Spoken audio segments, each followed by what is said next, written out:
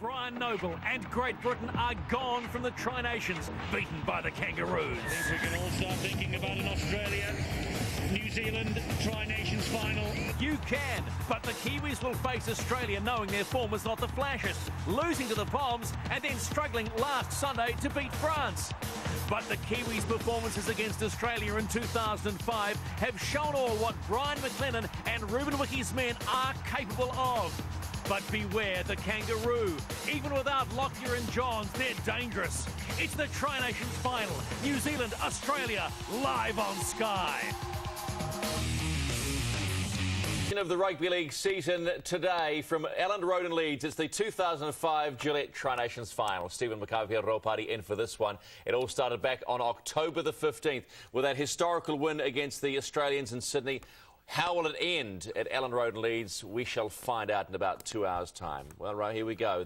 Brian McLennan has had almost the perfect year as a rookie coach. Can he take them one step further after what some might say an indifferent past fortnight? Well, Graham Norton, the assistant coach, spoke during the week about the three levels that teams need to be able to perform at the international level. And he talked about, I guess, talent and tactics. And there's no doubting when you look at the first two performances by the Kiwis, they're up to scratch in that department. The big challenge is whether or not mentally at that level, Brian McLennan, assistant coach Graham Norton, could do the job and get them on the park wanting to play footy at their best. The Kiwis, Peter, have been hiding away and just planning and doing all sorts of things prior to this match, while the Australians, as one might expect, are their usually relaxed self. But concerned about the conditions today. Sleet showers were forecast. We've seen some pictures already from Elland Road in Leeds.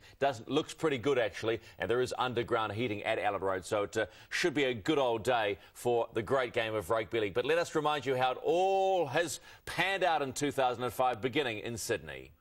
Jones at first receiver, holds up a pass, spots an opening, has support, there's the try! It's the old firm, Clinton Torby, backing up the little general. Some exciting second phase play from New Zealand. Anderson, Pritchard, Torby, here's trouble, here's a try, Torby, Clinton Torby, he gets a double. Here we go, in the corner, Clinton Torby has got there. This is much better from the Kangaroos.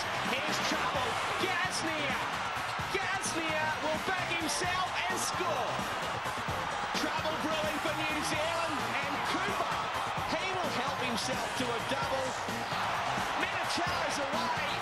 Minicello takes them on, and see you later, says the count. Motutoni the dummy half, and they come this way. Oh, they're in again with the winger. Fatubai gave it to Ruben Wickie. Wickie then out wide. Oh, they're in again. That's it. They're lined up down this left-hand channel. It's Lockyer. Lockyer turns it back on the inside. Minicello. It's over.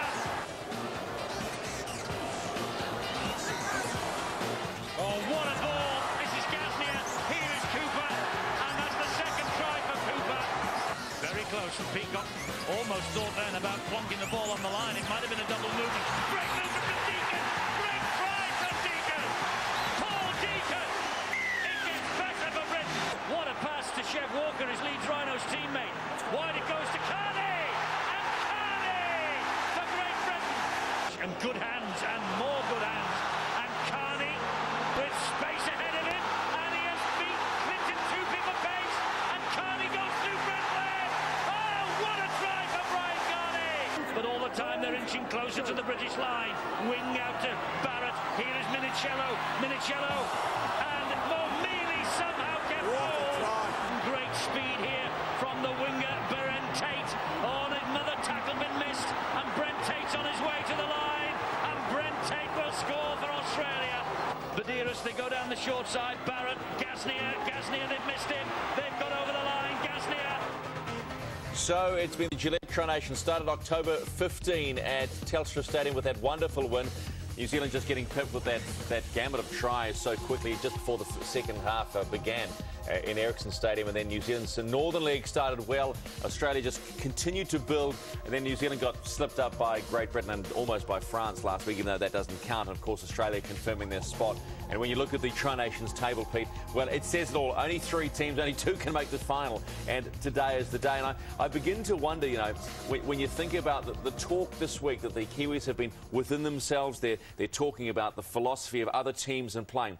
Graham Norton's come out and said they're working on this power and flair technique of the Sydney Swans and the New England Patriots, basically suggesting a dour type of game will get them past this very strong Australian defence. I wonder when the Australians, you know, it will be business as usual. Oh, we just saw pictures of the two teams in their dressing rooms off air, and it's very clear the Australians are about just getting on with it. And that's the fear factor. You know what they're capable of doing. They've done it so many times before.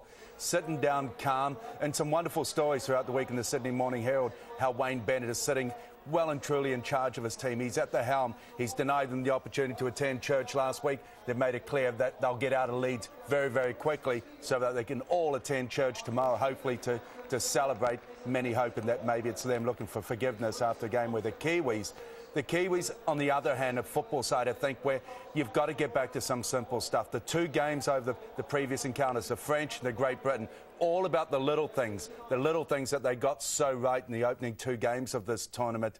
And unfortunately, I think it's going to take a little bit more than emotion and pulling on the heartstrings. These guys, very different. Professional football has now been part of the professional game for a long, long time. Gone are the days where it's all about the emotion. You get away with game one, which is a one-off, but when you become part of a campaign which is over a number of games, it's about being able to control the game, be smart, and take care of business.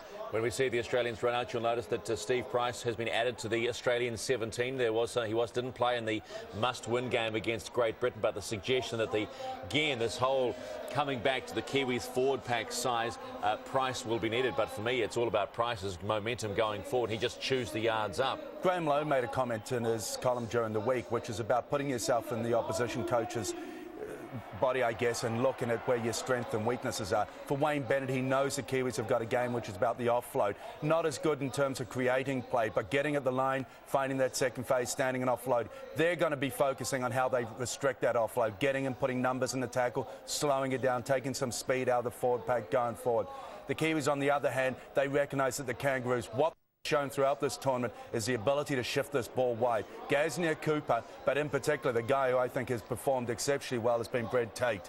They get inside their 25, they commit you, they pull you in, and if you're not reacting quickly defensively, they shift it to the flanks. Very, very good. They've got the personnel that can create. They've got the personnel, they've got the vision to find the passing game, to get the width in the game, and they shift it across. The likes of Stephen Price take the speed, take the momentum out of this pack, and just slow it all down. And amidst all that is Stacey Jones after the wonderful arrival of his third child, William, a little boy, about 8 pounds 8, I'm told, to his wonderful wife Rochelle to join Waiana and Chelsea. And a hell of a task, some are saying. Even the doctors are saying his body won't have adjusted with hopping back on a plane and then getting here and trying to readjust. I suppose a lot's being played about this, though, Pete. The fact that Stacey is playing in this one. Will he be the difference? Well, that's it. There's no doubting he is going to be suffering from jet lag. But I guess if you look for an upside, it's perhaps not too dissimilar than being called upon to back up. You play a game, and what you want is to back up sooner rather than later.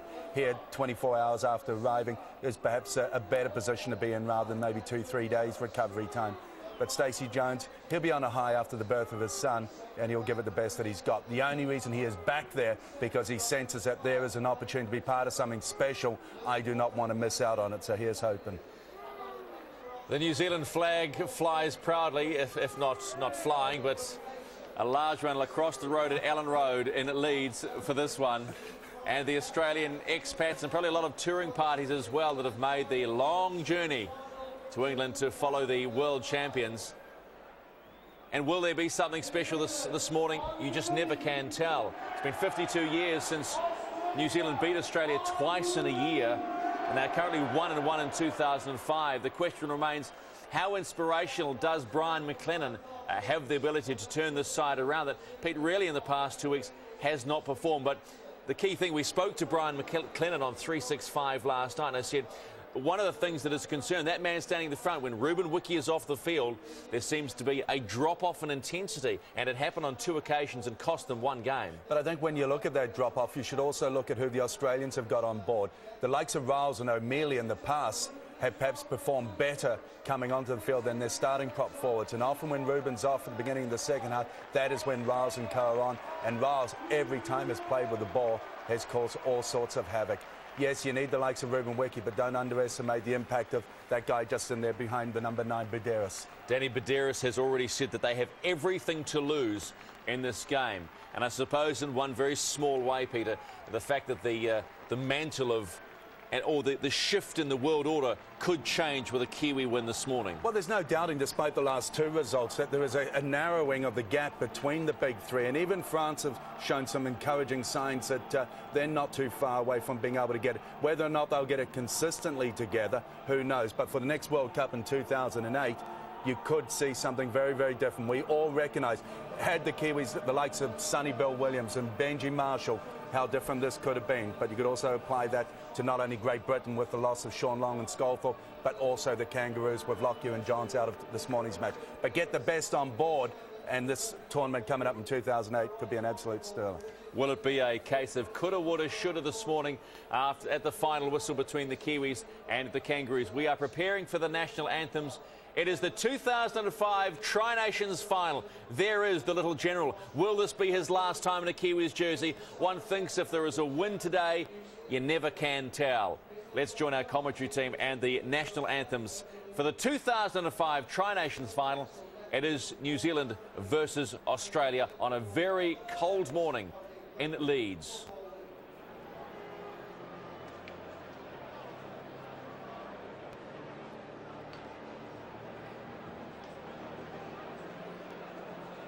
Ladies and gentlemen, once the presentations have been made, I will ask you to remain standing. But ladies and gentlemen, boys and girls, you can keep up the noise. Who will it be? Australia? Or will it be New Zealand? So, still no sign of the official part of the morning getting underway. I'm sure there will be introductions as well to the official party, to both players. And the one thing that the English do well is, one might say, for want of a better phrase, the pomp and ceremony. The interesting thing here is that in the last 5 occasions these two sides have played in England, it's all belonged to Australia, going back to the World Cup in 1960. I remember that World Cup final, Pete, not so long ago in Huddersfield, where the Australians were put into extra time and just ran home in many ways, 30 points to 20. And I suppose this is the important part here now, is how the New Zealanders start the game. We've talked so long about start, but then can get on with it and continue on with it. And it's what you do with your opportunities when you have that moment. And there's no doubting that you get off out of the blocks, you have a good start, you get into an arm wrestle. There is going to be one. But what you do when you've got the ball. Brian McLennan took so much encouragement out of game one, where they were able to score tries while they were involved in the arm wrestle. The Australians, on the other hand, got their points when they had all the momentum, all the possession. Possession's the key to this one, key to being able to ensure that you at least have an opportunity to battle up. Okay, here are the national anthems. We're getting close.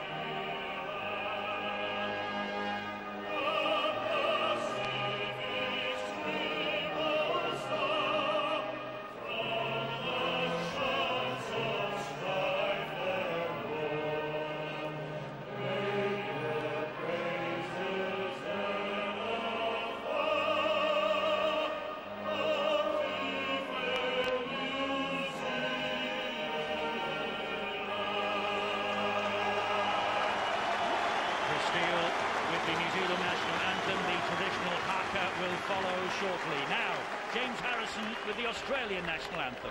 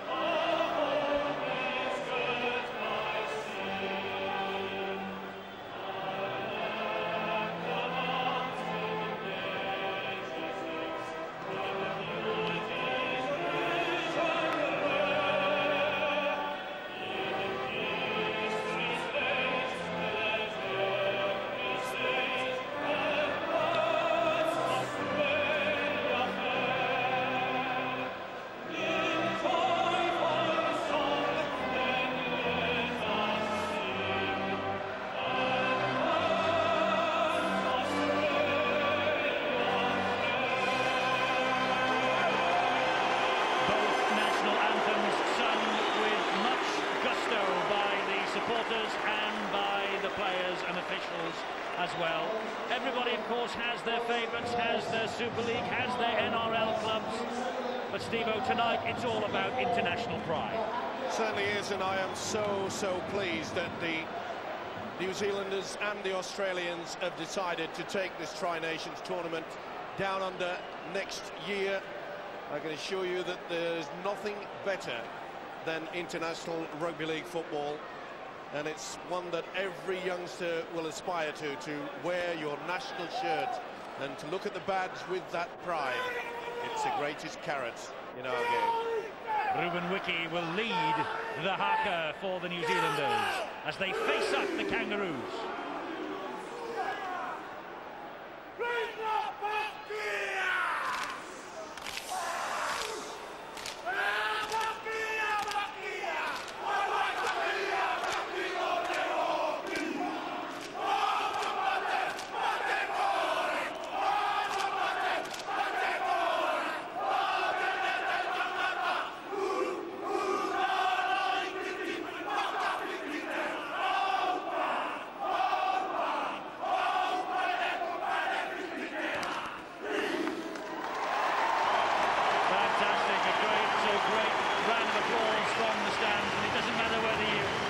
Ply your trade across the Tasman in Australia, whether you're in New Zealand itself, whether you're playing Super League here in Great Britain. The national pride of the New Zealanders there for all to see, and it's a truly international occasion because Steve Ganson, who was in charge of the very first Tri-Nations match in Sydney in October, is in charge of this one here at Ellen Road tonight as we bring the curtain down on a fantastic year of rugby league in this country in 2005. Okay, it's the Australians who will attack as we watch from right to left. Craig Fitzgibbon gets us underway. The final 80 minutes of this season, and I wonder who will come out on top at the end of this. Will the Australians go home with the victory yet again, or can New Zealand spring another surprise? It's fascinating. And it's terrific, Steve-O, to sit here totally, completely and utterly relaxed and just let the wonderful action unfold in front of us. Well, at least, Eddie, for once you will not be biased one way. It's as simple as that. But I just hope that the people watching at home and also the players in Super League, you know, look at these two sides. The skill factor. Great Britain coach Brian Noble made it quite clear last week that we still had a long way to go to reach the skill factors. Fitness, yes, we're okay. Upper body strength, yes, we're okay. But we need that skill factor bringing back into our game. Talking of skill, the kick downfield well fielded by Brent Tate, but a great chase on him by Manu Vatuvei, the youngest player on the pitch, the number 5 in the black and white of New Zealand tonight. International newcomer of the year at the award ceremony earlier this week. And here now is Craig Gower, and they're moving the ball across this line, and now it's the winger Matt King, and Matt King is bundled to the ground by 2 tacklers. That just shows you, Eddie, the confidence and the skill that this Australian side have. It went 5 passes directly underneath your post. Ian Millward, it's very few teams will do that early in a game. but it's all about reaction, what's in front of you. You know, in this tournament so far, Steve-O, games have averaged over 50 points a game, and over 9 tries a game have been averaged. So we're into some fun here tonight, I think. Gower's kick. It was well fielded, but that's the first penalty. I think Trent Barrett has been pinged by Mr. Ganson for coming in on the flop. Well, that was good work. Vatuvei certainly put himself in a good position, but the quality of Craig Gower, a little chip over the top, something different yet again. And of course, Trent Barrett, as the caption said there, sin-binned by Mr. Ganson twice last week in the international against Great Britain at Hull. He said this week he doesn't think he's ever been sin-binned twice before in his 10-year career, never mind twice in 80 minutes. But that's what he got from Mr. Ganson last week, and he's just conceded the first penalty. And this is the skipper, Ruben Wiki, right on the halfway line. Motu Tony of the Hull club, and he is dropped by Jason Riles, and he now is the fullback, Brent Webb. He's a key character on this New Zealand attacking line at the fullback. He's been in outstanding form. The second rower there is Louis Anderson, and he's got heavy strapping on the left knee, as you can see, and he plays the ball. Here is Stacey Jones. Here's the kick, high, and they're chasing this. Oh, and it's bounced, and it could be a try here for the centre. Fatuira. The referee, Steve Ganson, will check it all out via the video referee, Dave Campbell. And the winger, Matt King, is saying about obstruction in the back play, and Mr. Ganson had a little nod at him, but what a kick from Stacey Jones. Perfect height. Onside, no problems with that at all. See there, just pushed out of the way. The try scorer, that's a try. No doubt about it in my mind, that will be brought up. It was certainly hit by the Australian first, so therefore it's play on. But is there a knock-on by the Kiwi, Steve-O, there? Well, it was going, the ball's been projected backwards. It seemed to go backwards as far as I'm concerned. No doubt about the grounding. Fatuira definitely got a hand to it, there's no question of that. I think this will be given. They put Matt King under a lot of pressure. Jake Webster doing really well in the air. I think they'll give this. This will be a real shock. But what about the kick? Plenty of height. Gave the chance for the winger. There is confirmation. Try is given to Paul Fatuira, the lucky omen in the NRL. Grand final wins with 3 unfashionable clubs in the last 3 years. Can he now do it at international level? Well, he's got the Kiwis off to a fantastic start. And it came from Stacey Jones. Okay, jet lag or not, he will do the kicking all night. Not the best work from Matt Cooper. He tried to put the Kiwis off. He runs right across. He really should have been far better just coming back and trying to help the winger. Didn't work out. The centre said, I love it. Fatuira. What a start. That'll settle the nerves. But will it poke the Australians well and truly in the eye? Well, maybe, but Stacey Jones, who produced the effort with the kick, now has the chance to add the extras, and this would be a fantastic effort. Oh, but he's missed it. He's pulled it in front of the posts. Well, Fatuira, who has got 2 successful grand finals in the last 3 years with West Tigers and Penrith in 2003. West Tigers this year, of course, he's come up with the first try of this Tri-Nations final. And New Zealand are ahead by 4 points to 0. John Keir, what a start. Sensational start, Eddie, and the skill level of Stacey Jones there was there for all to see. He isolated the wingman Matt King, so he couldn't get a jump, and what a great contest by Jake Webster, who went for the ball. He caused the mistake, and as you say, Fatuira was on hand. Great start for the New Zealanders, very simple, emphasis on the forwards and runs from dummy half and getting to a good kick. Great start. Great start indeed, and emphasis on the kick as well from Stacey Jones. That, Steve-O, is why they've flown him halfway around the world twice in the past 7 days to play. Without a doubt, and he's only got to just get there in that first receiver position. There he is again. He'll just guide him around the park, and it's a good kick. A bit too strong. It is, and Anthony Minichiello was content to allow the ball to run Dead in goal, Brian McLennan. What a job this fellow has done. Of course, the son of Mike McLennan, who was in charge at St Helens in this country. Well, the feeling is, Eddie, that amongst the camp that Brian McLennan has actually brought back the best team spirit that's been seen with the Black and Whites for several years. They really are a tight-knit unit. And people like Benji Marshall not here, Sonny Bill Williams not here, but they've played their part in this tournament, and they are playing this part in this final. But that's a great offload. And here is Minicello again, hauled down in the end by Ruben Wiki and Stacey Jones. With the Kiwis holding up 4-0 lead, what they'll try to do, as you say, they'll play pretty keen. Oh, was that obstruction?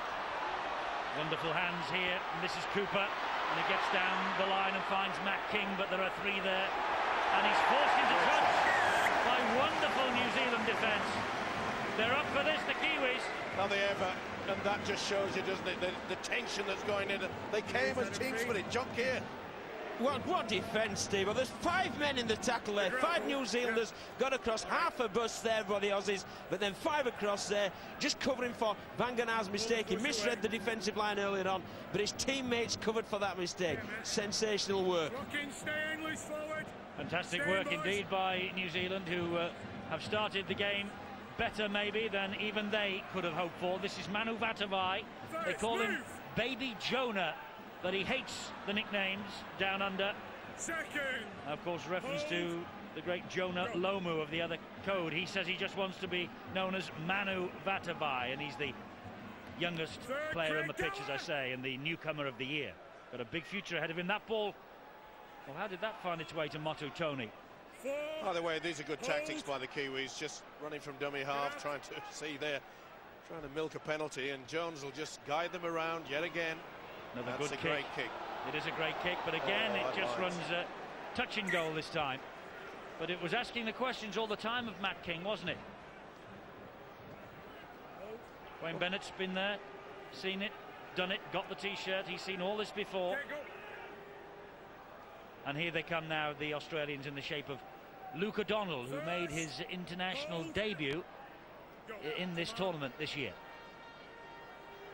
It's now with Trent Barrett. Good feet from Barrett, but good defence again from David Kidwell to claw him to the ground. Buderus to Craig Gower. Flick pass to Fitzgibbon. He's hammered to the ground, though, on the halfway line. Buderus, the Australian captain this evening. He was hooker in last year's grand final as well. This has got to be Danny Buderus's career highlight, I'm sure. There he is, number 9 in green and gold. Dummy half, he takes to play the ball from Ben Kennedy, and the kick from Trent Barrett, and that is going to run too deep as well. Well, he tried the backspring on it, but it didn't work. You say Wayne Bennett, one of the men who really wanted this Tri-Nations to get off the ground last year. It's been a wonderful success. This is Louis Anderson, wanted by Gaznia. The mere fact, Eddie, that I'm looking forward to it going down under next season. 4-0, the New Zealanders lead. Only 3 Australians, by the way, who started last year's Tri-Nations final in this starting lineup for the Kangaroos tonight. Here is Paul Rahihi, who's on his way to the Warrington Wolves. The 4th tackle, though, in this set of 6 for New Zealand. 9 minutes gone. The Kiwis ahead by 4 points to 0, and a drive forward by the loose forward, Shontane Harpy. Plays the ball to Motu Tony. Here's Stacey Jones again. Tactics are obvious, aren't they? Kicks out wide, looking to test the winger Matt King. But on that occasion, Jake Webster couldn't stop the ball from sailing out on the full. Ball brought back to where the kick was taken. Well, this is a dummy, the step over. The Kiwis have brought that back into the game. Last time I saw that was way back in the 60s. So, I wonder how many Super League coaches might be employing that tactic here in Millwood in the new season. Well, that was used back in the days when Steve-O was used, and we always regurgitate things in rugby league. Don't worry, we don't invent everything. They get regurgitated and we put a bit of spice. Interesting you talk about tactics here, Eddie. At the moment, New Zealand's shown their hand. They want to be to and through in the forwards, earn the right, and come up with an aggressive kicking game and make sure that they're coming off their line, Australia. You talk about being aggressive in defence, Eddie. That's the way to do it, make teams come off their line. That's what New Zealand are trying to do. Great hands, though, on show again from the Australians, but wonderful defence once more. And Jake Webster Great hit on Fitzgibbon. There was 3 men on the overlap down the left-hand channel. Gower to Petro Civoniceva. He gets the ball away to Badiris. And here now is Ben Kennedy. He's seen a little gap, but well pulled down again by Shontayne Harpy. And here is Badiris. On his inside is Kennedy. And it finds its way untidily into the arms of Trent Barrett. Barrett going for the kick out wide.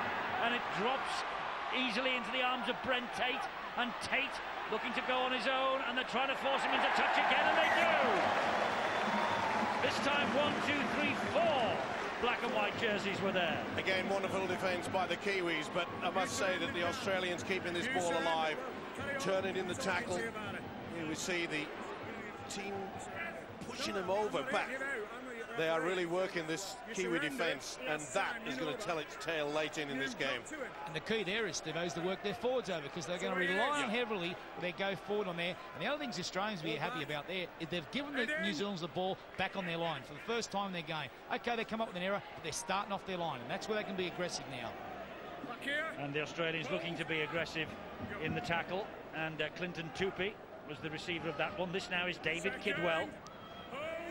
David Kidwell, sub in the 1999 Tri-Nations final. Spent a couple of years at Warrington in Super League in the early part of this century. Now it is with Fatuira, the try scorer, that has given the New Zealanders the lead by 4 points to 0. We're 11.5 minutes into this Tri-Nations final. Rahihi, good hands to Kidwell. And Badiris coming in a little bit late perhaps on Kidwell, just having a push and shove at each other. Here is Stacey Jones again. There's the booming kick downfield, but inevitably it's Anthony Minichiello who deals with that, and he will launch the Australian counter-attack, he hopes, but a great chase. Good positioning there by Minichiello. Voted last Monday as the best player in the world. The Golden Boot Award. Fully deserved it. In absolute superb form.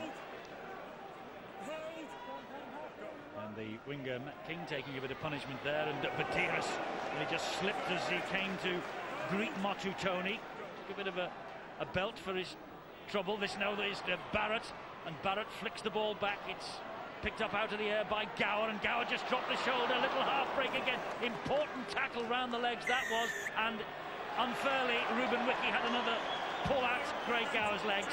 Sheer desperation there from Ruben Wiki. Again, the Australians are half breaking through this New Zealand defence. Little doubt about it, just wouldn't release him. Gower wanted to get on with the job, but they are hanging back a little bit of the Kiwis, and that can only spell danger. First penalty to Australia. It's here now with Gower, and this is Jason Riles. Motu Tony in, the first man. Again, there are 3 and 4 black and white jerseys hunting the man in possession with the football in the green and gold. And it's Badiris at dummy half. He gets it away to Trent Barrett, who goes up the middle. Kidwell was low down. Ruben Wiki over the top. Badiris could easily have got the penalty, but they managed to keep the ball alive. Bounces one way, then the other. Should be back to 6. Oh, knock on both ways. Interesting to see who'll be New Zealand's head and feet. It looked to me as though it was Fatuira that got the hand to it. You mentioned, Steve-O, about their waiting in defence there, New Zealand. It all stemmed from the play of the ball. They're winning the ruck, Australia, and their markers can't get set. And that's why they're jumping from dummy half, because they know the markers aren't set and they can beat them easy. And that's why the defensive line can't get set. If that continues, get in your Australian colours. Spoken like a true blue kangaroo. Mr. Millwood, you nailed your colours to the... Well, all right, green and gold, I know. But you nailed your colours very early in the piece this tournament to the green and gold mast, Ian. Eddie, I looked up the word what a galaxy of stars means, and it means Europa.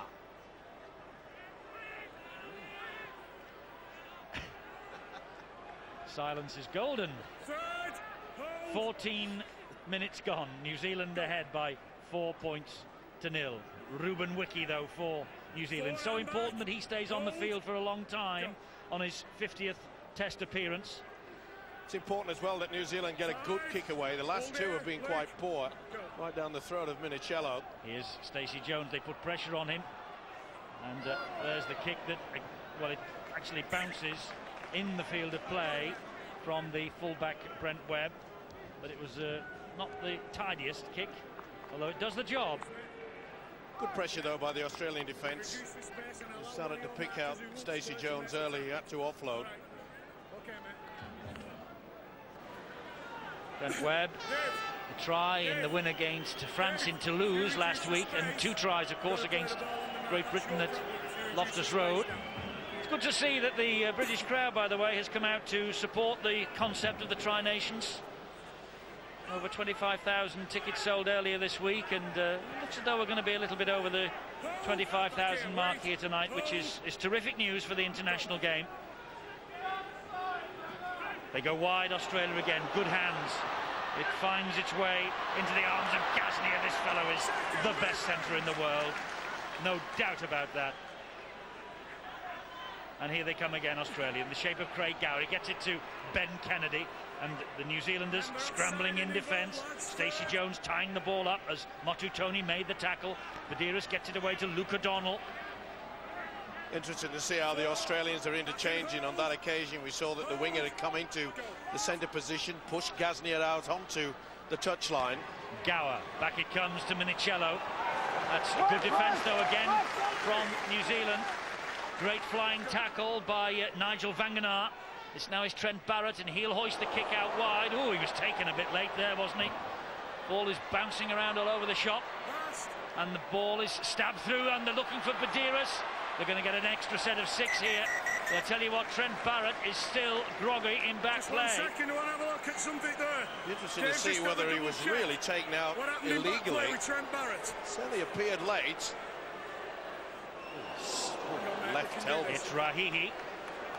Well, he lined him up. No touch to his report. Oh, that really. I mean, it didn't hit him in the face, to be fair, but it was definitely an elbow into the chest. Okay. Well, Steve Ganson's asking the video referee about the incident. There's no advantage for Australia here because they're already going to receive the ball from the dropout. But would it be a problem if they did put him in the bin? But I don't think that's going to happen. I think he's going to call him out for a caution, but.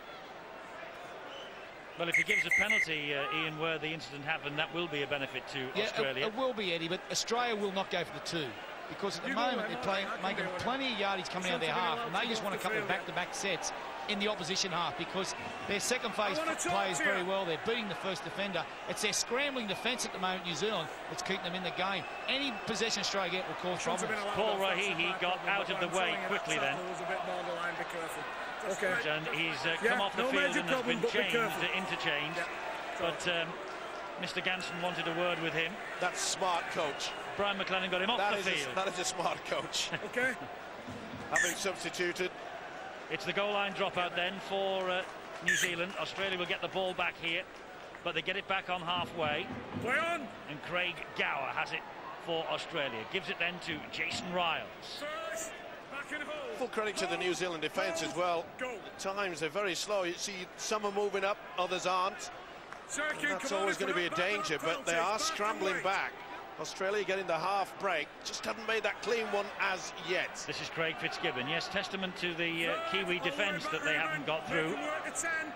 It's Badiris and Gower on the angle, and the pass into the arms of Luke O'Donnell, but good defence again. Asotasi in there, the man who's come on for Paul Rahihi. Here is Trent Barrett, and now it's with Riles, and they managed to hold him up again.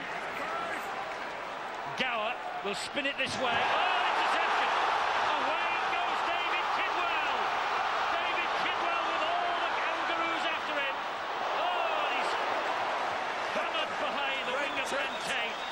Tate says, come here. Well, Kidwell wonders what on earth, and that's a penalty. It's going on. They're throwing it. Oh, someone's been king-hit from the back as well. Well, we expected it might be a bit tasty, but we thought that would occur in the opening minutes. It's taken 17 3/4 minutes for it to explode. Just sheer frustration. Threw the ball at him. And then it was on, but someone got king-hit in the back play. Kidwell, I'm not so sure he was onside. This is the incident where Tate's in back. What have we got, boys? And Luke O'Donnell went into him. They threw the ball away. And then it was on. Right, straight into it. Bang. But someone came right from the left-hand side.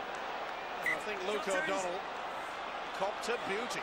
Well, Mr. Ganson has taken reports from both touch judges. Sorted out. Original penalties, New Zealand for the interference after the break. Get on with it, sort your teams out. Yeah, we checked it up there, there's no problem. No, it's not. Well, the Australians believe that Kidwell was a mile offside to play the ball. But they didn't go back for that, they just looked at the fight. That's what I was asking you about. They did not go back for that. For a bloke who's sent Adrian Morley off in the first couple of seconds of a test, I think it was great you kept them all on the field. Didn't put a bloke in the bin. Well, it's... now, a lot of people say it's not a match unless there's a bit of fisticuffs, and it certainly is a test match now. Here is Ruben Wiki. Well, you normally see handbags at 10 paces, but great offload. There was a few making the mark. This will play into the Kiwis' hands now. Stacey Jones, and he finds the fullback, and here is Wiki. Good ball from Webb, and he's just held up short is Ruben Wiki. David Kidwell, whose break provided this opportunity for the Kiwis, and that is Webb. Oh, it's so close. They're appealing that this is a try, but he's held up short. Well, it looked like he was over the line then, the fullback Brent Webb. Back it comes to Stacey Jones again, and then wide they go, and they must be in. They are in on that far side, and it is the winger Manu Vatuvei. Manu Vatuvei doubles the New Zealand lead. Well, as you say, all the nonsense that went on in centre field would play into the Kiwis' hands. And it certainly had. They've come up with the second try. 8-0, New Zealand. It certainly did. They lost to the composure. Now there you see, he had his foot behind, so therefore he's onside. Doesn't necessarily have to have both feet. This is a great finish. Great finish in there, and Brent Tate, for some unknown reason, hesitates out wide. What's this, Tate? He really should have gone early, and Vatuvei has all the strength to finish it off. Simple dummy run, and what a finish. Great ball wide too from Clinton Tupi to Manu Vatuvei. The 19-year-old comes up with his third try for New Zealand. The second try on the night, and New Zealand have an 8-0 advantage. And Stacey Jones is a little concerned with the pitch markers over on that far side. He's already taken the flag out that marks the 20-metre line, and now he's just kicked the pad that says 20, just to get his run up right for this. Missed with his first conversion attempt from the other side, but that's the angle he has this time here at Ellen Road tonight. And this for a sensational 10-0 lead, but he's pulled it the wrong side of the post. But Australia 0, New Zealand 8 in the Tri-Nations final. Well, the Aussies just lost their composure, especially the winger Tate there. He's undecided, he doesn't know which way to go, and when it happens, it's too late. He should have been right in front of him quicker than that. He looks calm, doesn't he, Brian McLennan? But he knows 2 tries against the Aussies. What a dream start, and fully deserved. You've got to take your opportunity. But can the Australians regain that composure? Little doubt in my mind that little bit of fracas has helped the Kiwis. I think, Steve, you have to take your hat off to the wingman Vatuvei there as well. We can criticise Tate, but let's applaud Vatuvei because his body positioning as he went for the line, it was very low, it was driving and it was very determined, and that's a great try. And we felt the Kiwis' dam was going to burst with the Australians exerting the pressure, but they get to the other end of the field and they come away with the 4. Well, if Australia are to win the Tri-Nations in 2005, it'll be a direct contrast to what happened here 12 months ago, when at half-time they led Great Britain by 38 points to 0. Now they are 8-0 down, and Stacey Jones is conducting the orchestra, and that's a fantastic high kick. What a take, though, under a lot of pressure. That's one of the reasons why this guy has been voted the best in the world. It was a beautiful kick again from Stacey Jones. But it's a great tactic, Steve, isn't it, as well? You know that Minichiello's such a great returner of the ball, so give a high ball, and then all your defensive line can get there to take him as he receives it, and you've eliminated him from that tackle. Knock on by Ben Kennedy, and I noticed that 1 or 2 of these Australians are looking and questioning Mr. Ganson. You can't blame the referee for that. Ben Kennedy wanted to get on with the game. Play the ball, you've got to regain your position and then place the ball. He did it absolutely in reverse, and that's the reason why he lost it. In the tackle before, though, Steve-O, and the errors, they've made 4 to New Zealand's 0, as you've just seen crawling through the top of your screen. In the tackle before, there was a bit of a complaint to Mr. Ganson from the Australian. This is Tupi again. Well, they've got to forget about the guy with a whistle. They've got to make sure that their defence is pretty solid. I think the green and golds are rattled here, you know. Oh, without a doubt. And this is Louis Anderson. And Louis Anderson, and that's an important tackle by Ben Kennedy. And there is David Fayumu, who's just on. He gets it away to Kidwell. And Kidwell with nowhere to go. Absolutely bottled up then by the Australian defence. Craig Fitzgibbon making the tackle. Fayumu again. It's now is Stacey Jones. And he flicks it back to Shontaine Harpy. Oh, a high shot there. And Harpy through. And if he could have got the ball away to Brent Webb, he was over under the sticks. 4 tackles gone. Fayumu again, going on his own. Fayumu bang underneath the Australian post now. And Brent Webb is the dummy half. Back it comes to Stacey Jones. The kick out wide. It's worked for them so often. It could work again. It has worked again. He's got it. Manu Vatuvei. Manu Vatuvei with the try. He'll just have to check for the offside, will he? Having a long talk with the touch judge. Not given Just yet. what happened there, mate. Judge Hughes feels the Australian player made Carter. Dancing all the way around the area. He thinks he's scored here. So do I.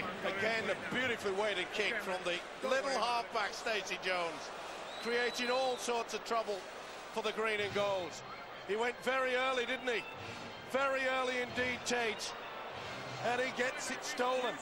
It's a smash and grab. And he's got the 4, no doubt about that. This will come up as a TRY. Most of the British in this stadium tonight, they said they wanted to cheer on the Kiwis. Well, they're having plenty to cheer about. This is a great take. It's a steal. And it's the 3rd try for the black and whites. Vatuvei has just picked the pocket of Brent Tate. And this will be a try to New Zealand. And they lead by 12 points to 0. And I know we've talked about the work that they're having to do in defence, but Wayne Bennett will know that the longer this goes on, the greater the confidence will grow for the men in the black and white. Superb high kick yet again. This is the reason why they brought him from down under. Barely celebrating about the new birth. And he was on the plane. His wife said, yes, you can go. It's so important to you. And he's done it again. Kick into the right corner, produced a try. Now they've kicked into the left corner and done exactly the same thing. And Manu Vatuvei with his 2nd try. The New Zealand warrior. And there's a bit of a conflab going on behind the Australian line as Stacey Jones lines up this kick. Now, is it 3rd time lucky? No. 3 tries, 12 points, no conversions, 12-0. It's still in Australia's hands, but, as I say, the confidence will be growing in the New Zealanders, Ian. I think if you talk about New Zealand wanted before the game, they didn't want a fast tempo and they wanted field position. They've got both. If you look at their bench at the moment, Ali Lelati, Dave Solomona, outstanding forwards, have not entered the field of play because the tempo hasn't been at the speed where he's had to make instant replacements. And that's the key for Australia. Cut out the errors, maintain field position, and get Jones away from your line from these attacking kicks. I think we saw very early as well, Sivanasiva went very high, trying to take someone's head off, instead of doing his job out there and doing the defence. You cannot carry anybody in international football. Ruben Wiki again. 27 minutes without a breather for the New Zealand captain. When he leaves the field, they do tend to lose their way a little bit. Asatazi, well, it's all coming off for them. He got the ball away. Stacey Jones got it wide to Anderson, and Anderson got it to Clinton Tupi. And the Australians are having a devil's own job in getting into this Tri-Nations final. Look at that, 5 breaks to 1 for New Zealand. And this is Kidwell now, and Stephen Price gets him. Well, surprisingly as well, the Kiwis are finding those gaps in and around the play-the-ball area. Brilliant from Stacey Jones, gets the ball infield to Vanganar. Vanganar clips it down the line, and Minicello just tidies up the danger. But it will be a goal line dropout for Australia, and more pressure, a repeat set of 6 for the Kiwis. Super stuff. Little step, then the dink into the corner. Look at the chase there. Viticello couldn't take any chances. And they get the repeat. They are stunned. Well, I think the Aussies are stunned, Steve, but I think we must applaud how well that New Zealand are playing. Tactically, they're getting things exactly right, and it's obvious that Wayne Bennett has sensed that there's a problem because he's brought both props off, Riles and Simonaseva, and interchanged them straight away. So there tells you where Wayne Bennett feels that the game's being lost at this moment in time. Drive forward here by Roy Asotasi, who was in the side beaten by the Leeds Rhinos here in February in the World Club Challenge. Now it's with Wiki. Oh, an offload again and flick back. That was Harpy, and they have the men on the overlap wide here. Tupe. Oh, Vatuvei puts the ball down. That was a hat-trick begging, and that could have been the Tri-Nations final. I think you're right as well. Back on the inside, good positioning, and again we could see that Australia, they're having a lot of trouble down their right-hand side in defence. Good work by the Kiwis. They are spotting that. They're working well onto the left-hand side. Steve, I think one of the problems, not in that instance, but young Tate, what he's having a problem with Vatuvei, when it gets down to man-on-man, he's backpedaling. He has to go forward at him, and he's buying time and backpedaling. He's making Gaznia feel very uncomfortable. When it's man-on-man, go at him. Well, these pictures being beamed live and this commentary live in Australia and New Zealand, people waking up down under to this Tri-Nations final, and do not adjust your sets. In Australia, it is a 12-0 lead that the Kiwis have, and they have full value for this. 3 tries they have scored. The 2 by Manu Vatuvei. He got the second and third, and Paul Fatuira got things going. It's 12-0 to New Zealand, and Gower trying to do something about it for Australia. And here now is Marco Mile. And a penalty for hands in at the ruck against David Kidwell. Silly play by the second rower. It's given Australia the field position that they've been wanting for quite some time. And I think that Wayne Bennett has got the message out and said, listen, we may have a great three-quarter line, but we've got to have our forwards getting over the advantage a bit. Let's roll our sleeves up and get our shirts dirty. That's Mark O'Mealy again. Gets to his feet, plays the ball to Badiris. And Badiris attacking the line, flicks it back to Trent Barrett. Little half break and an important tackle low down again by David Fayumu. And it's with Craig Gower, and he manages to get the ball backwards, but it's gobbled up by the New Zealanders on the floor. That was good work by Brent Webb. Well, Eddie, not at the races, the Aussies. If you want to measure enthusiasm, Eddie, it's little things like that. When there's a loose ball on the ground, who's going to react the first? Who's the sharpest to it? And it's been the New Zealanders all night there. Great work by Brent Webb, and that's consequently they've got the penalty from there. They've got a penalty for offside. They might have had a penalty also for a high shot by Ben Kennedy on Jake Webster. Didn't miss him either. Again, the frustration. And again, the field position is being given away. They'll be kicking all night with the Kiwis. They know they've got a 12-point lead now. But how embarrassing would it have been if all 3 conversions would have gone over? Indeed so. It's Rahihi who has returned to the fray.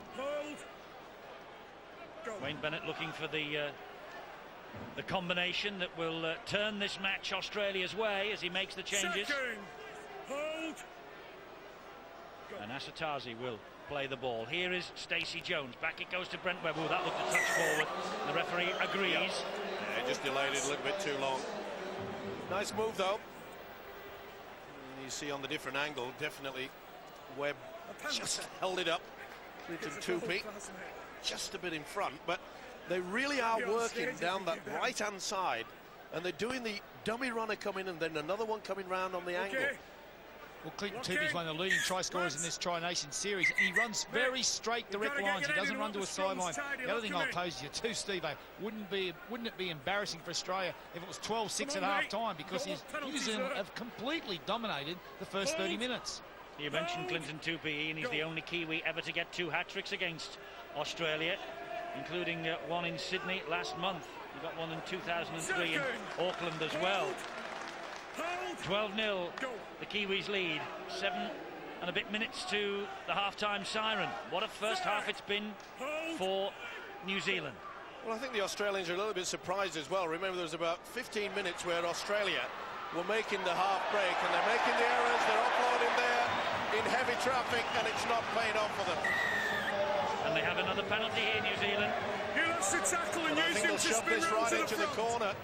Gotta get out I this don't think side. they'll bother with a two so far out. Matt Cooper penalised. Well, for twisting and turning the player on the ground. Not only that, Eddie, is that the Australians are eager to keep it alive. We mentioned that in the opening minutes when they had 5 passes underneath their own post. Trouble is, it's just not coming off for them. Rahihi drives the ball in. They're 10 metres away from the Australian line.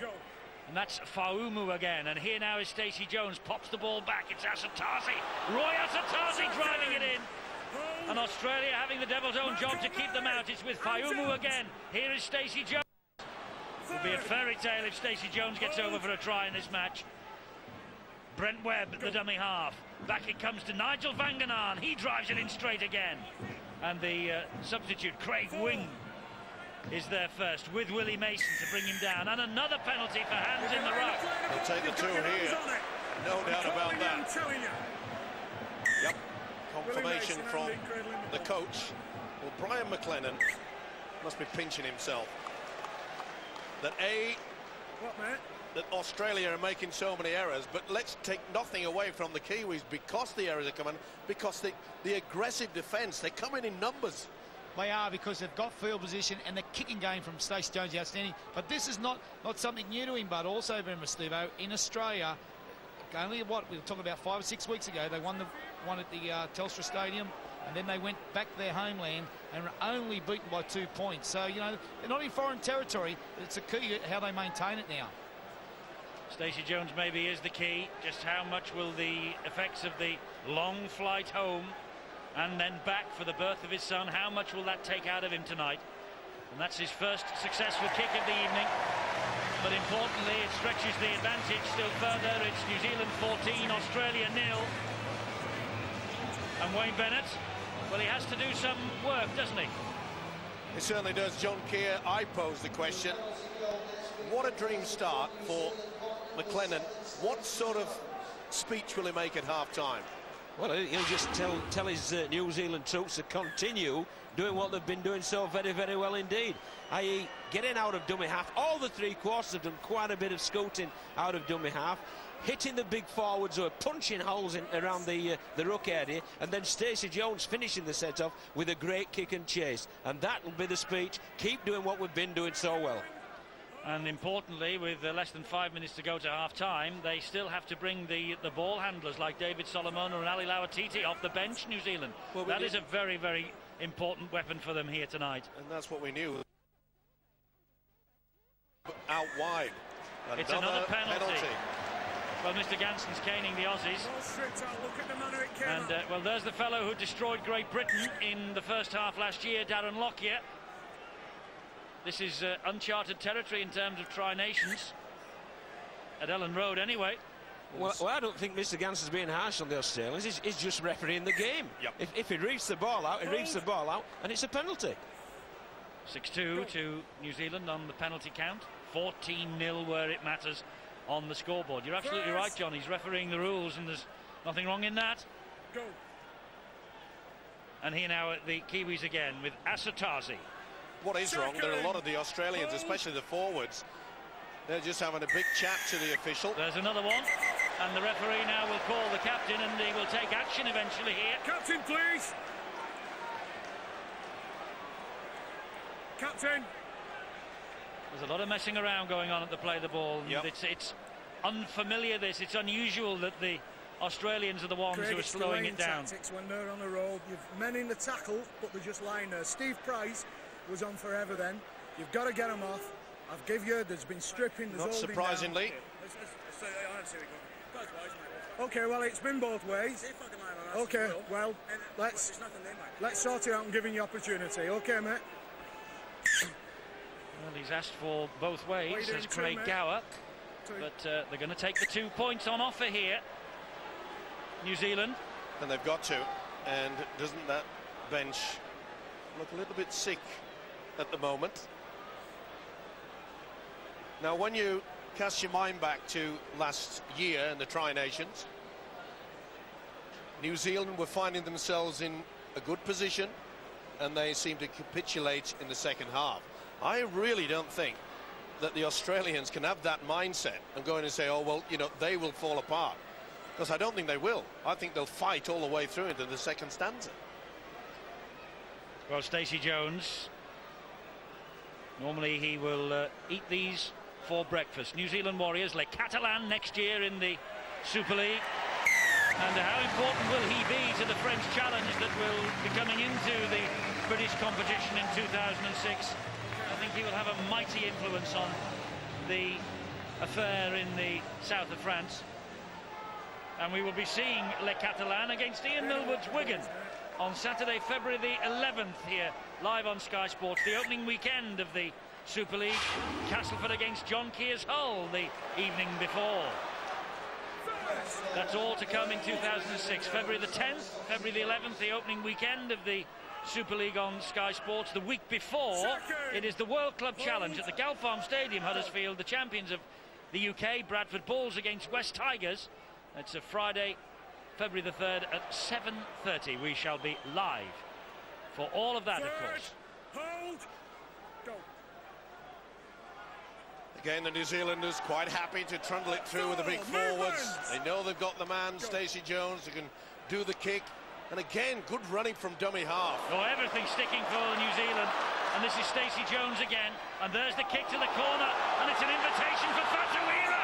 Oh, the ball just beats him. Wow, well, if that would have been a try, I think the Australians could have all gone home. Great work. That ability, and that just shows you the confidence, doesn't it? They couldn't get to him. Stacey Jones stumbled and was allowed to get to his feet and get the kick away. I think the big one there, Steve, was how well he read the game, though, because he hit the floor and almost immediately, as soon as he regained his feet, he weighed up the options, he looked at how many defenders were there, how many offensive plays, and just slipped a lovely kick behind. And if it had been a yard less hard, Steve-O, it'd have been a try. Yep.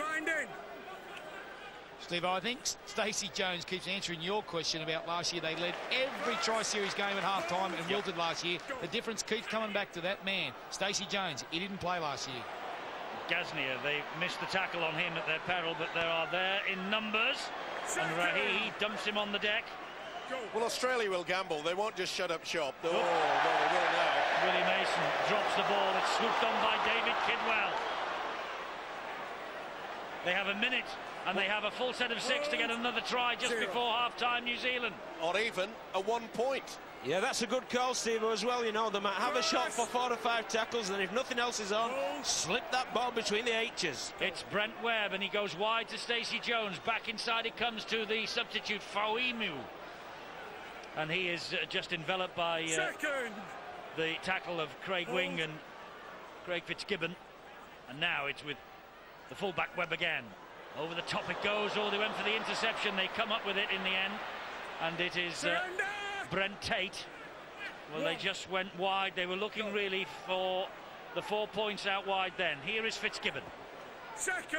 10 seconds to the half-time siren. Gasnier at dummy half.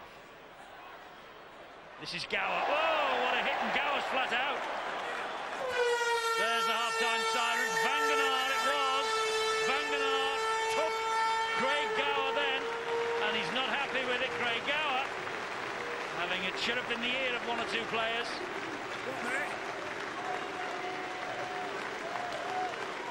Well, Craig Gower's all right, but there's the magician, there's the man who has waved the wand. And New Zealand are ahead in the Tri-Nations final. The job is half done. A Stacey Jones orchestrated performance, and New Zealand are ahead by 16 points to 0. And Australian players limping their way also to the sideline, I saw there. But it has been New Zealand's half. Began with Fatuira's try, Batabai with his 2 tries, and then Jones with the boot. And the Kiwis are ahead by 16-0 at half-time.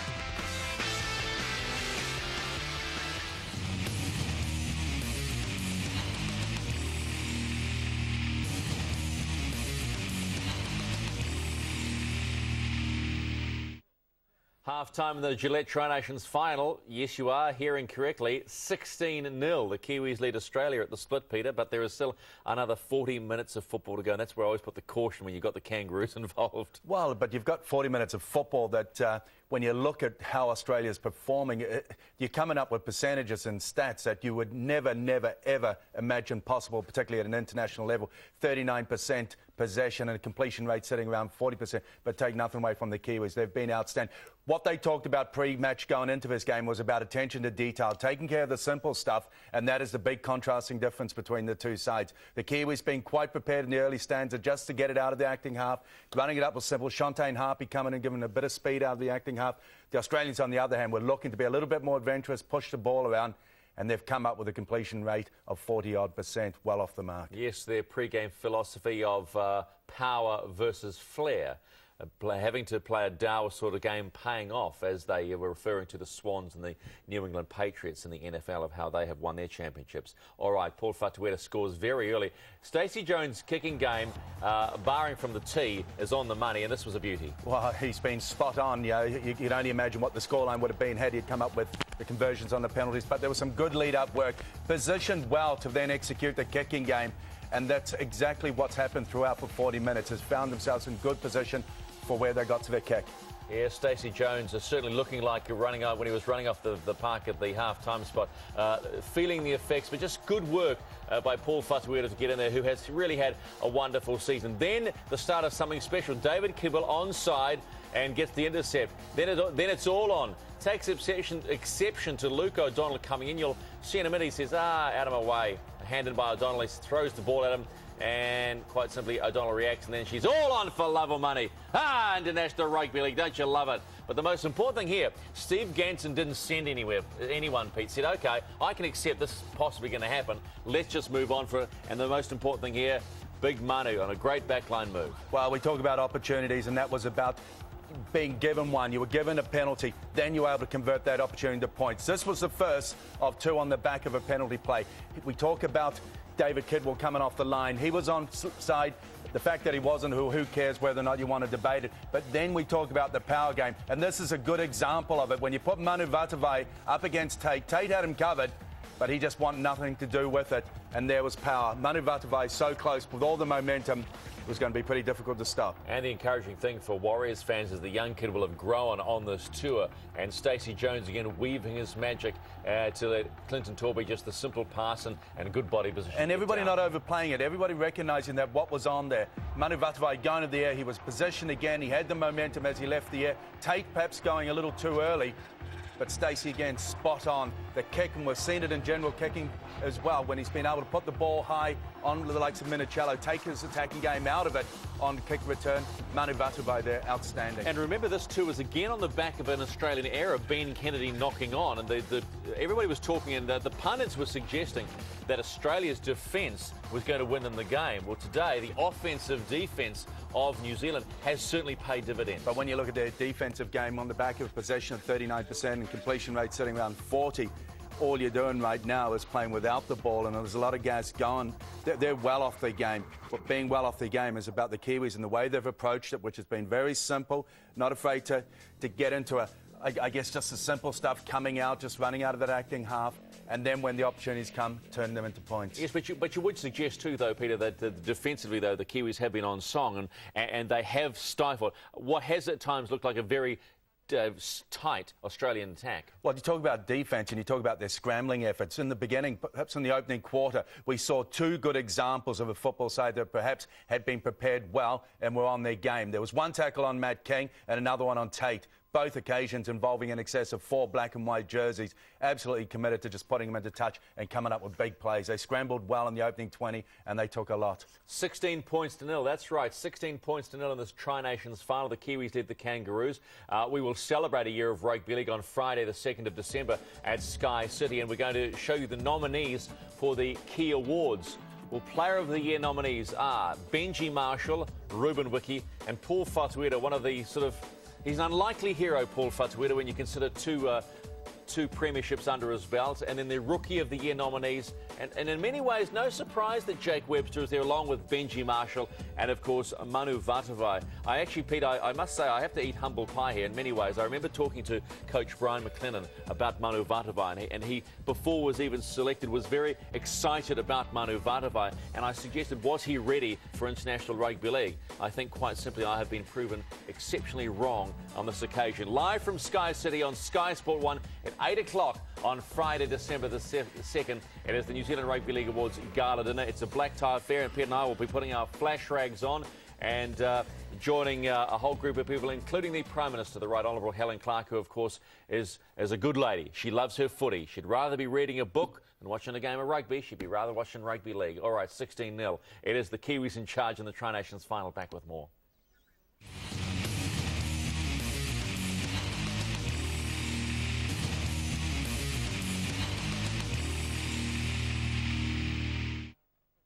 $16-0. The Kiwis lead the Kangaroos at half-time in the Tri-Nations final from Elland Road and Leeds. Stephen McCarthy, Pio Ropati. A little bit of excitement, it would be fair to say, in the studio, knowing what might unfold. We won't touch talking about a series win, because that was a long time ago. It was 52 years since we've beaten them in a series, and you'd like to think that maybe today is the day. And again, we talked about pre-match about the challenge for the coaching staff to get a side at a level to be mentally prepared to go to war and to be able to meet the challenge about Australia's what they were going to offer. It's now so important also that they come up with a half-time talk that keeps them in the game, knowing that, hey, we've got this lead, we're playing exceptionally well. How do we stay on top of it? For the likes of Wayne Bennett, he's going to reinforce at the moment where they sit on the scoreboard is because of what they have committed to themselves. Their completion rate is poor, their possession is poor, so they need to get back in. They need to build some pressure. A lot of mention has been made of Tate coming out on the wing there. He needs to look at where Gasnier is. He's and he needs to well, maybe he's been blinded by the glare of the golden one, but he's got to stay with Gasnier defensively. If Gasnier goes, he's got to go. The big, I guess, upside for New Zealand at the moment, everything is sticking. The passes are there, the second phase play is outstanding, and you've got two of the biggest exponents of that second phase play yet to be brought into the game, in the likes of Ali Lautiti and David Solomona. So at the moment they're feeling good. They're good. You're entitled to be confident, but you know there's something coming in the second half. I'll say the battle of the pack, though, Peter, certainly go for favours. Despite possession, the battle of the pack is firmly in the Kiwis' favour. I've been unimpressed by a number of those big-name forwards on the Kangaroos. Unimpressed, but look at the contribution of some of the black and whites. I think Roy Asotasi coming on has been outstanding. Paul Rauhi's done some good. Ruben has continued in his good form that he's shown throughout the whole tournament. Australia knows, unlike what they tried to show in the opening 15 minutes, which was about using the ball, looking to shift it, looking to go wide, doing stuff that you don't normally expect. They'll go back to doing the simple plays, getting some go forward, getting some momentum in the middle of the football field. Then you might start to see them use what they've got in their three-quarter line, the likes of Gasnier and Cooper, because they have got some speed. Minicello is yet to be able to play football as well. They've been denied a lot of opportunities, the Kiwis in control. All right, well, you talk about the numbers, Pen. You talk about those packs doing the numbers. Ruben Wiki, 95. Paul Rauhi, 75 metres. Petro Simonaseva. Petrol, 7 cents a litre, not doing the job. 19 metres. And Riles, 42 metres. Yeah, and that comes... Again, it comes with that position. Yeah, no surprise. You know, 39% of the ball, you're not going to run with the ball. And we've just mentioned that, Mr. Matt, but we'll say it again. Yes, we've yet to see the likes of Ali Lautiti and Dave Solomona. It's a bit early for our director this morning. Yeah, no. Oh, poor Matt. He's just a wee fella. He's get him out of bed. Better explain it, otherwise people will think I've just gone random. There that's okay. Poor Matt, he needs his warm cup of milk and he's fine. Just a reminder about the international awards that were given out over the past week. And Anthony Minicello, and that is, again, no surprise, the Golden Boot recipient this year. Newcomer of the year, Manu Vatuvei. Anthony Minicello picking up the back. Stuart Fielden, the forward of the year. I was pleased to see that one. I've been impressed with his performances right throughout, and it'd be great to see players like, you've got the likes of Adrian Morley. We've got Carney coming down in a couple of years, or next year with Newcastle. Next year he's going to play you with Newcastle for the likes of Stuart Fielden, the modern-day prop forward. He's mobile, he's quick, he likes to play 80 minutes of football. I'd like to see him down here. And, of course, Ruben Wiki receiving a special award for his contribution and, of course, of becoming the leading test cap wearer with 50 caps in this one. 16-0. There's a whole lot more coming. Stick with us. No, we're not going to stick with us, are we? We've had our break. I was getting all excited about that. It is very early in the morning. All right, well, let us just continue to move on, shall we, and think about the performance of Stacey Jones in the first half. His in-game kicking game has been a very special one indeed, and it belies the fact that he's been flying all for the last 2 days. Yeah, we can talk about the kicking game. The kicking game is often the end result of a play. What's been so, I guess, pleasing about Stacey's whole game is the way he's read the game. He's obviously seeing what's unfolding in front of him, putting it and finding the kick at the end of it. He's contributed well, and you can only imagine that if Stacey wasn't on board, who would have stepped up to be able... Despite the fact that everything is gelling at the moment, everything is working, would someone have picked up? But right now it's good to see that Stacey's there because he's contributing big. And Peter, there was a perfect example of that when he slipped over, still got the kick away, and sometimes there is criticisms of Stacey's total game. But again, in the big occasions, he will stand up. And yeah, there's an old cliche, and we often say just because it's a cliche doesn't mean it's true, but in the big games, the big boys come to play, and Stacey's doing exactly that, along with a number of others as well. Cannot deny class, Peter, at all. And there is the half-time score, 16-0. Some quiet Australian fans in the stands at Allen Road in Leeds, and why wouldn't there be? But it's all getting set for a stunning second 40. We know what the Australians are capable. What would they have been capable of with Darren Lockyer, who broke his foot in training, and also Andrew Johns, and there is the International Coach of the Year, Wayne Bennett. The Kiwis on their way back out. They could be changing the world order of rugby league for a short time with a win in the Tri-Nations final. Will they get it? You will see it live on Sky. Their best to roar New Zealand on to victory. Mark O'Mealy and his fellow forwards with a big job to do in this second half. I think it goes without saying, Steve-O, Australia, they've got to start well now. Without a doubt, and their forwards have got to get up the tempo. Kiwis, of course, they'll be playing very basic rugby league football, and that's what they did most throughout that first half. We keep mentioning the kicking game from Stacey Jones, and that's all they have to do. And they'll be forcing the error yet again. Australia coughed up so much possession in that first half. It was ridiculous. This is Stephen Price for Australia. Second tackle, opening set of 6 of this second half. And Willie Mason will drive the ball forward. Try-scoring substitute in last year's Tri-Nations final. This, meanwhile, is Craig Wing. And he has, of course, answered the call from his holiday in Hawaii to play in this tournament once Darren Lockyer was injured. The kick, though, is not the best. It's straight down the throat of Brent Webb, and here come New Zealand again. Ben Kennedy leading the charge. Mason finishing him off. And the winger, Jake Webster. Test debut against Australia in Sydney. 6 tries in 6 tests for him so far. Not on the score sheet tonight. Well, I think Blind McLean can have 10 out of 10 for the first half, Eddie, but it'll be interesting this half to see how he uses Solomona and Lautiti as well to keep the momentum going. Well, they are keeping the momentum going. Everything, as I say, all their offloads, all the balls that go to ground, all the balls that bounce in front of players, it finds its way into New Zealand arms. And here is Stacey Jones again, and there's the script. It's a well-read script, this. It's a well-worn script. And this time they hang off, and the ball is knocked forward by the New Zealand winger Webster. It's very basic, but it's very effective so far. With a 16-0 lead, that's all you need to do. If they can starve Australia of field position, it'll be the clock that'll be against the green and golds. This is Craig Wing and Willie Mason. Great defence, isn't it? We spoke about the team spirit that this young coach Brian McLennan has brought to the black and whites, and they really are working hard for each other. The one thing that Wayne Bennett, he doesn't panic. That's the one thing about the Australian coach, and I think he would have said to them that we have got to get back into some sort of pattern. Craig Gow's gone for a 40-20 here, but Brent Webb gets it, just palms it back a little bit towards his own line, sets off on the run, almost gets away from Fitzgibbon, can't get away from Gower though. And this is Clinton Tupy. Will come down this left-hand channel again. Stopped by Brent Tate. And this is Anderson. I think they'll play this one-out football, New Zealand, every time they're in their own half. Kidwell. It's only when they get anywhere a sniff of the Australian line will they become a little bit more confident. Try something different.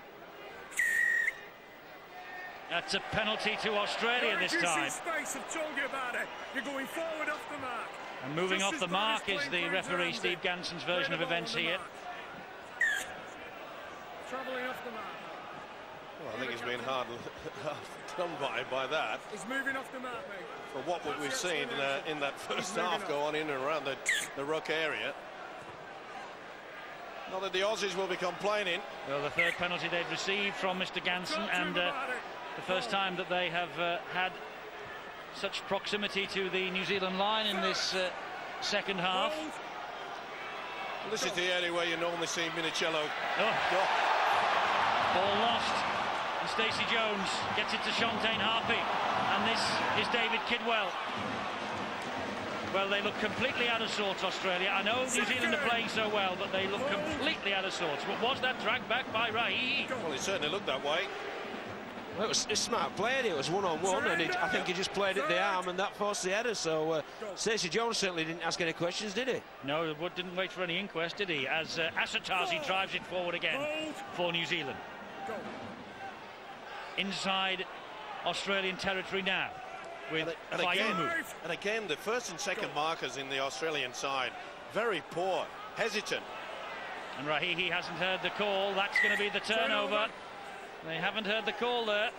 Oh, he's mad with himself as well, but not as mad as Stacey Jones will be. He was getting himself in a position. This is the incident where they coughed up the ball yet again, Australia. Definitely one-on-one, but I just wonder whether the ball from Rahihi went forward. Anyway, it's all academic now. Here are Australia with Gower. He finds Fitzgibbon. We haven't seen much spark from the two halves either, and that indicates that the forwards aren't doing their shift work. They've got to get in. That's better. Willie Mason driving Australia forward on tackle number 4.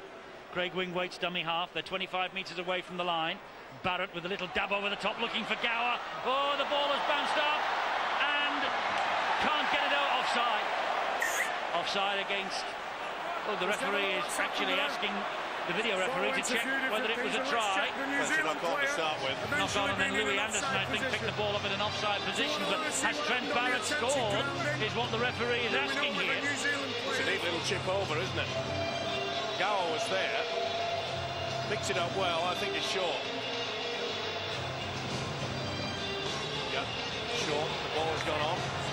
That's play on. There'll be no try. It'll be interesting to see how they restart this game. Maybe it's a knock-on against Barrett. He did well, very well, but he's short of the line. Now, was it deliberately knocked down by Webb? That's the interesting thing here. Well, for me, Steve O, they'll start it with New Zealand head and feet. Barrett's knocked the ball forward, trying to score a try.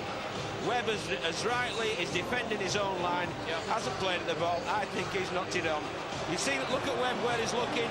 All he's doing is defend his own line. That's a knock-on by Barrett. I have to agree with you, John. This will be head and feed to the Kiwis. From defence, and New Zealand are the defence. And another chance has gone begging. Not that Australia have had many throughout this game. They've had very few. Louis Anderson did pick the ball up in an offside position, but the knock-on by Trent Barrett nullified all of that. Hold the push. So it's a scrum down with head and feed to Stacey Jones of New Zealand. And he gets the ball away to the fullback, Brent Webb. And the referee now gives a penalty for offside to New Zealand.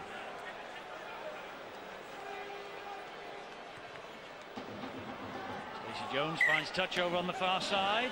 It stays at 16-0.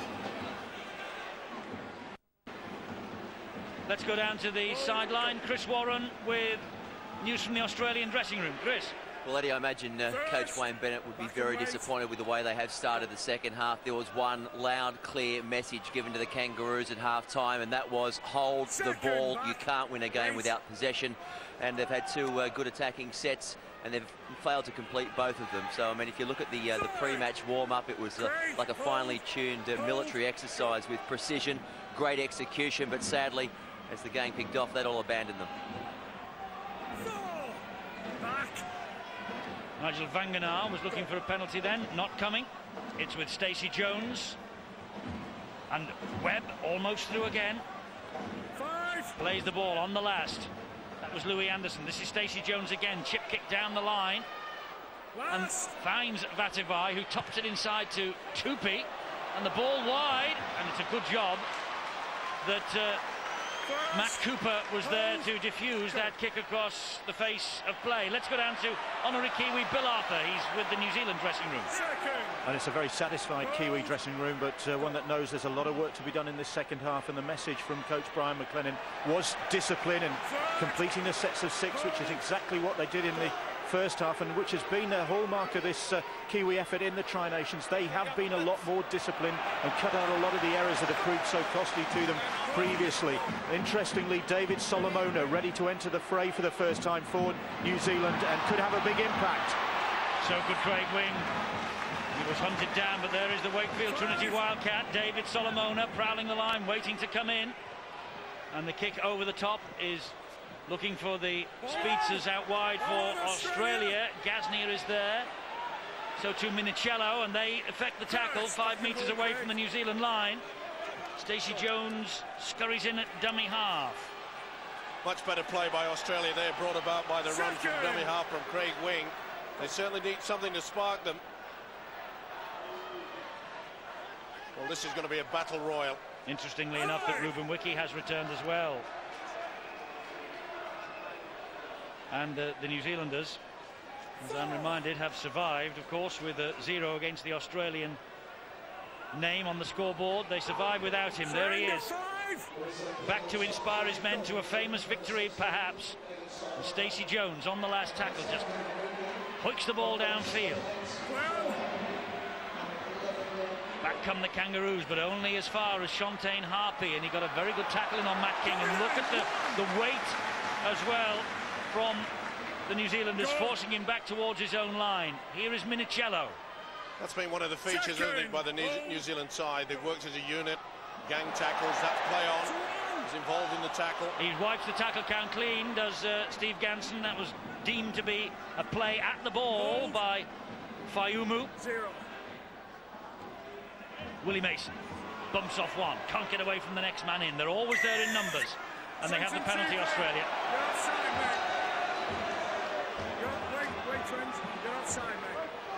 Offside is Mr. Ganson's version. Really good tactics, hasn't it, by Brian McLennan, the Kiwi coach, just make sure that you know, 2 or 3 get to him, and then make sure he can't play the ball quickly.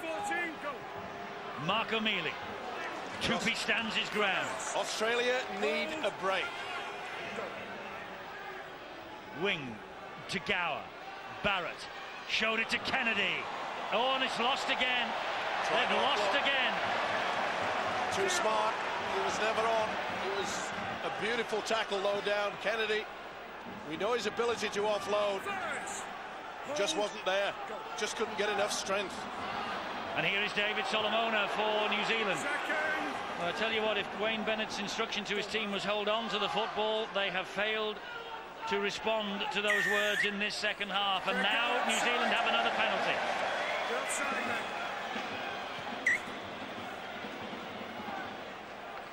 Well, the referee certainly is making this a stop-start affair in this second stanza. And that will be music to New Zealand's ears. Of course it will. Just basic. But look at the error count from Australia, 12. You can't win a game. And New Zealand just 3. They're not making any errors. And here they are with Ruben Wiki. Could be a famous night for Ruben Wiki on his 50th Test appearance. And Stacey Jones. And Stacey Jones, great ball. And that is Fatuira. And it's all hands to the pumps now for Australia as Fayumu spreads the ball wide. Kidwell, Vangenaar. Oh, and Vangenaar escapes the net nearly. 3 tackles gone, 3 remaining for New Zealand here as Fayumu finds Stacey Jones. It comes back, and this is Brett Webb, and Webb is in again. Webb is in for New Zealand, and it could be game, set and match. It could so easily be game, set and match if this is given by the video referee. And I can't see any reason why it won't be. Excellent stuff. We knew what the tactics would be, that they would just drive in one out and only put something on where they could smell the line. They're looking for obstruction against Trent Barrett here. Well, Barrett was certainly battled out of it. No doubt about it. It was Anderson that went for him. Is he deemed to have stopped him an opportunity? I think he might have. The Australians may be very fortunate indeed. Nothing wrong with the grounding. Well, they're not interested in the grounding, just the obstruction. So here's the decision. I think there'll be no try.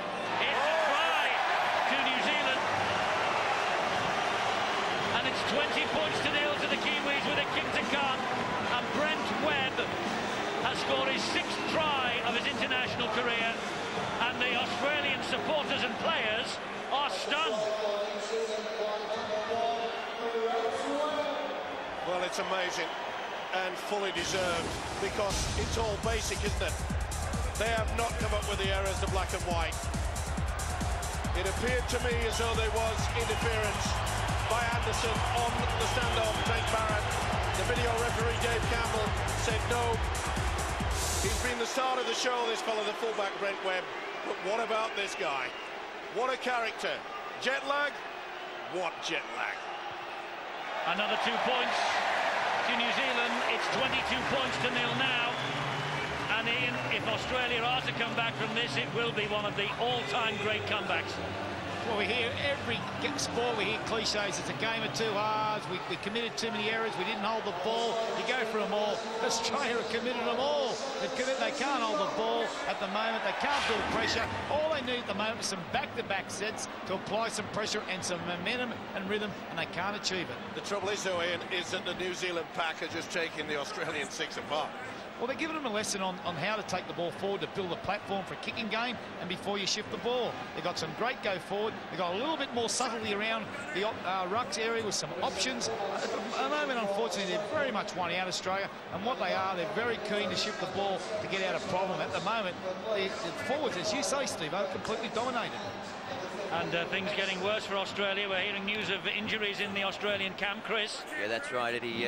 Brent Tate's limped off the field. He's carrying what looks to be a knee or right ankle injury. I don't think we're going to see him return, so they are reduced to 16 players with just one back or utility on the bench. It could present some problems.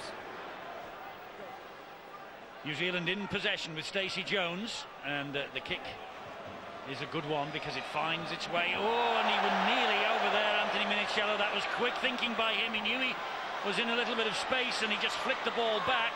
That could change the game. Just little things like that, and he's got the offload as well. That could just spin it around. Remember, in the first half, it was the interception by Anderson that turned it for the Kiwis, and that could be just what the doctor ordered. They need something. I don't know what medicine that Wayne Bennett can mete out to his players, but they've got to start swallowing it soon. Great stuff. Minichiello, well, he's living up to his tag as the best in the world in a team that's very much on the back foot at the moment. This is Stephen Price. Missed Great Britain last week up against several of his New Zealand Warriors colleagues, of course. Here tonight, this is Luke O'Donnell. And even when they're in possession, the Australian forwards, they don't appear to have any venom. Gower will hoist the ball high. Trying to do what his opposite number has done. That's not forward, though.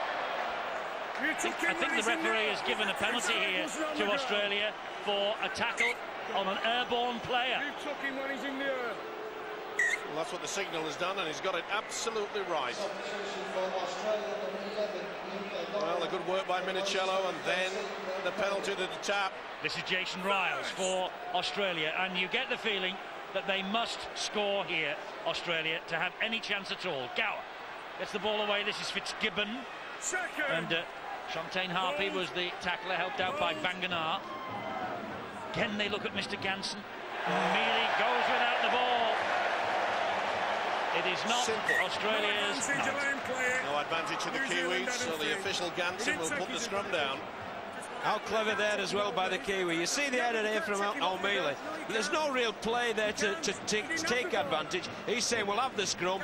That's another 30 seconds to a minute gone as well. So everything going New Zealand's way at the minute. Look at that error count, 13-3. But that was a sally. Oh, certainly was. You've got to take that. How many times, Steve, one off the ruck have the Australians dropped it tonight? It's like a different team to what we watched last week. Yep. It would be. From a British point of view, it would be. But it's 20 years, by the way, since Australia, and we're starting to look now at these sort of records, 20 years since Australia were last nilled in a test match. 1985. And it was against New Zealand, 18-0 in Auckland. Louis Anderson, another good run, doing what the Australian forwards have not been able to do so far tonight. Here is Asotasi. I must say, it will be a tremendous boost if the Kiwis can hang on, lift the trophy. Fantastic for rugby league in their country. Ruben Wiki, yes, fabulous. All Blacks, of course, dominating the other code, New Zealand. And they've just had it on the sideline. They've got Ali Lauitiiti to introduce it to the game. Very, very fresh indeed. Oh, Stacey Jones. Well, it was a bit hospital pass. He was committed. Bit of a slap of the hand. Either way, it was a high shot. Didn't clench it, but boy, that a big red cross on it, didn't it, on the inside pass, Stacey Jones. And Brian McLennan says, let's take 2 points, because we enter the last quarter 24-0 up. That is an almost insurmountable lead. And the clock is ticking away. Indeedy. Well, New Zealand can't look at the clock. What they've got to look at, what they've got to do to win. And I think the viewers have probably heard us talk 100 times about Stacey Jones' kicking game. What he probably needs to do is change it now and run the ball into touch to slow the game down, because at the moment the Australians want to try and get the tempo up and the Kiwis want to slow it. So you'll find Stacey Jones now will get that brain thinking, one of the best in the game, run the ball in the touch, walk, take their time and start admiring, because don't forget in the Tri Series last year, Steve-O did not win a game. Yep. And fair credit to their coach, Brian McLennan. He really has brought them together. They're a very, very strong unit, close-knit. Coming into this match, Australia finishing top of the table with 3 wins, New Zealand second with 2. 19 tries scored by the Aussies, 21 tries scored by New Zealand prior to tonight. Top scorers in the competition, and top scorers on the night. Stacey Jones makes it 24-0. History beckons the Kiwis. Darren Lockyer, I wonder what he'll be thinking now, going back to last year. What will he be thinking? Brian McLennan. And they don't look that bothered. And they are getting probably their messages back home to the folks down under. 24-0. New Zealand lead. Lauitiiti is on. Man Mountain for the Leeds Rhinos, of course. He's taken a bit of stick, apparently, amongst Kiwi commentators for his performances in the Tri-Nations. This fella's been majestic. Ruben Wiki. He's led by example. It's rather sad, 24-0 as you look at it. Perhaps a lot of people will say, especially the media, that, you know, Australia just didn't play up to scratch. You can't say that tonight, because the amount of pressure, okay, there's been a couple of easy ones taken down, but the way that the New Zealand side has got into the Australians' faces, and the Aussies don't like it. Well, you're right. They have been right in their faces from the first minute. New Zealand fully deserve this 24-0 scoreline they've got alongside them, but gentlemen, Australia are dreadful tonight. Let's be fair. Yeah, but all the little things, Eddie, you need to build up a platform in attack and defence. New Zealand have carried them out to the letter. Australia haven't. They've been very, very naive and everything. I've just got to put a point there on Ruben Wiki. I spoke to him the other day and I said to him, enjoying it? And he said, oh, loving it. And I said, is this your last tour? He said, gee, I hope I get picked next year for the Tri-Series. So it just goes to show they're heroes to people in rugby league, but at the end of the day, they just love playing the game. They do. And he's played 50 times for his country now. Here's Sivanasiva for Australia, getting them to halfway, but it's on tackle number 4. And it also just indicates to you the importance of, you know, the players playing with the pride and playing for the country. Chance wide here for the winger, but no, great defence again. And there was nowhere for Matt King to go then, other than over the touchline, because the New Zealanders slid across and saw to that, and it was Jake Webster. Great stuff. It really has been a pleasure to watch. They'll be thinking that way down in Australia, but I'm sure that in New Zealand They are just cock-a-hoop with the way that they have played. I think that's been the big thing about New Zealand, Steve, is the fact that if somebody has made an error, which you're bound to do over 80 minutes of rugby league, what his mates have done is covered for him.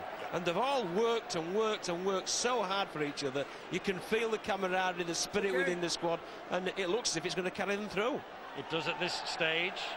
Our colleagues Sky TV in New Zealand did consider at one stage, Steve-O, sending over their own commentary team for this Tri-Nations final. They decided against it, and they're taking us instead. Trust you're enjoying our commentary and enjoying what you're seeing here. Not necessarily the fact that there's a man having his head bandaged, but the fact that there are so many glum Australian faces at the moment.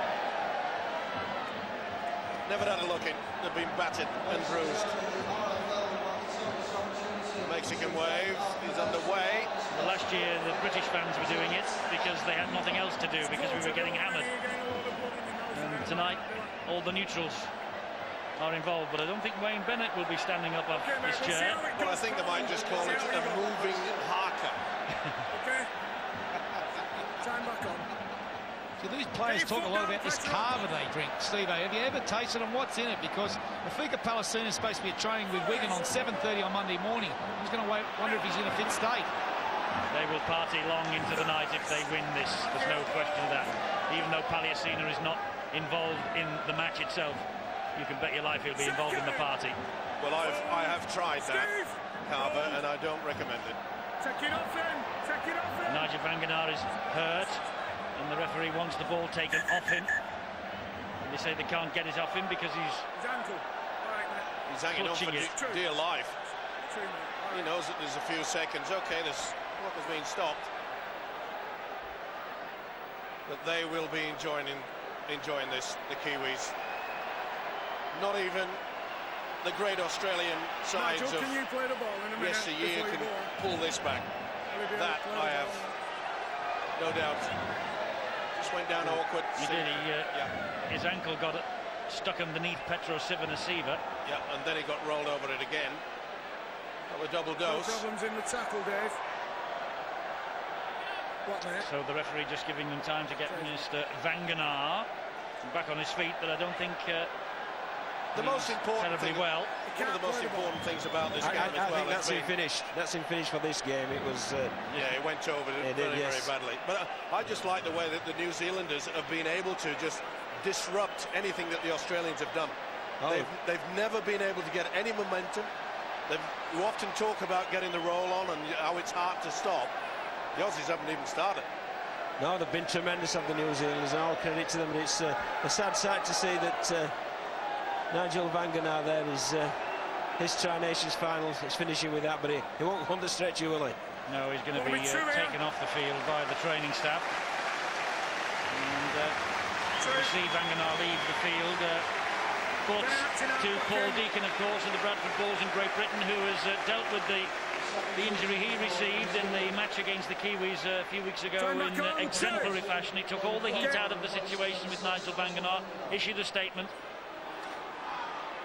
And let's hope that Paul Deacon is back in Bradford's colours for the World Club Challenge against the West Tigers, which will start the season off. Well, Solomona with the offload, and it's gobbled up by Petro Civoniceva. I can't believe that he wanted to do that. McLennan will get the message out straight away. Oh, what a wiki on Craig Gower. But the New Zealand coach got to get in and say, listen, fellas, this is not the time to start being fancy. This is the time to just slow it down, play the basics that we've got there.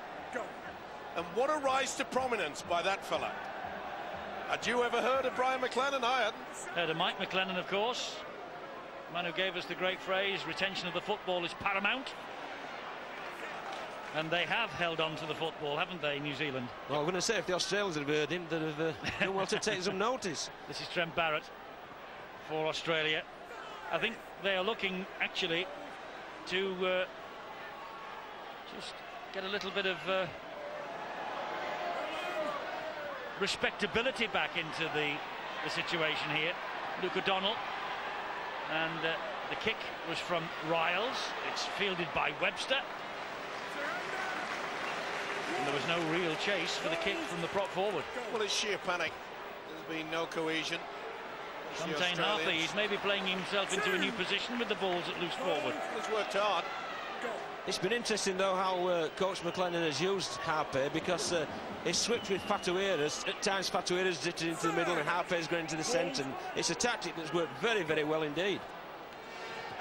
No wonder they didn't want to announce their side until just an hour before the kick-off. This is Solomona again. And you could see on that occasion there was never going to be any chance that he was looking to offload. This is Motutoni. He's played really well.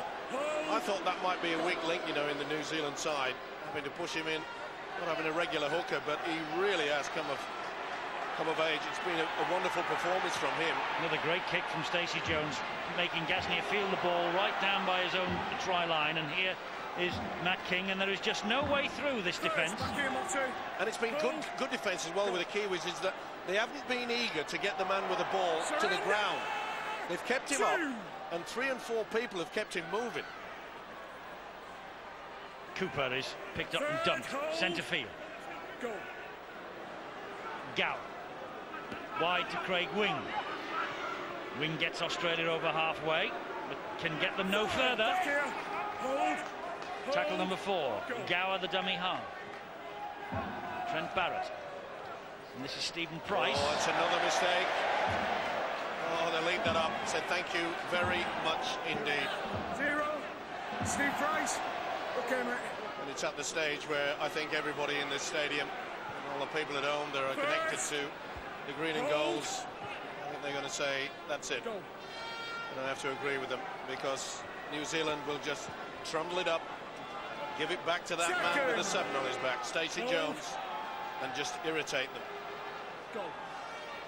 David Fayumu and Shontaine Harpy drives it forward again.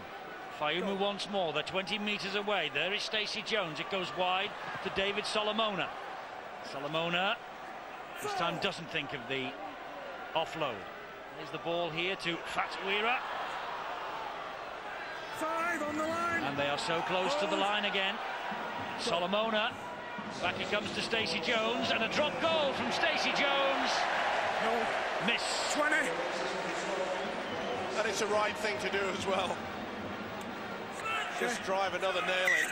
Trouble is, it didn't get into the wood correctly. No progress forward, though, by Australia. Go.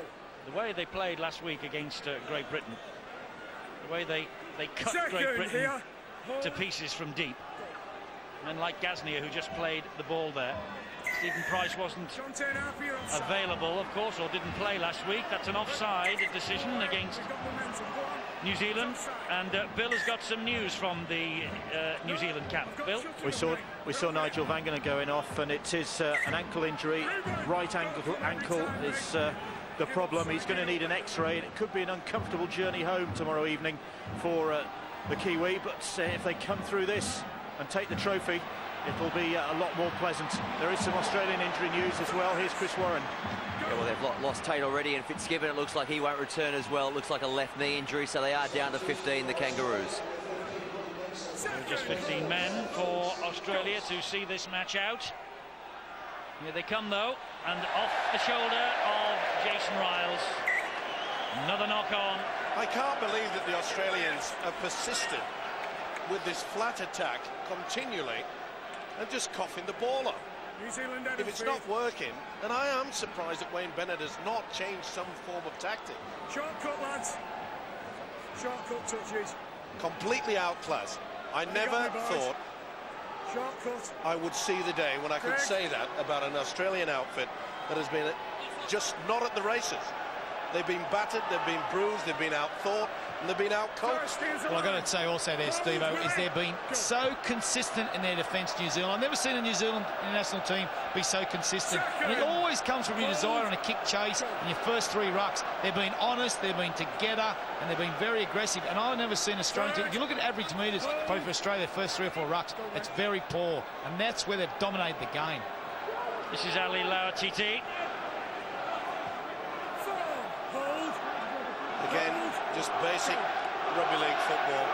It may not be pretty, but who cares if you're a Kiwi? And the British crowd's asking the Australians, who are you? And he gets a penalty, Solomona. There's been a lot of that. I mean, Matt Cooper having a right go there, Mr. Ganson. There's been a lot of that tonight.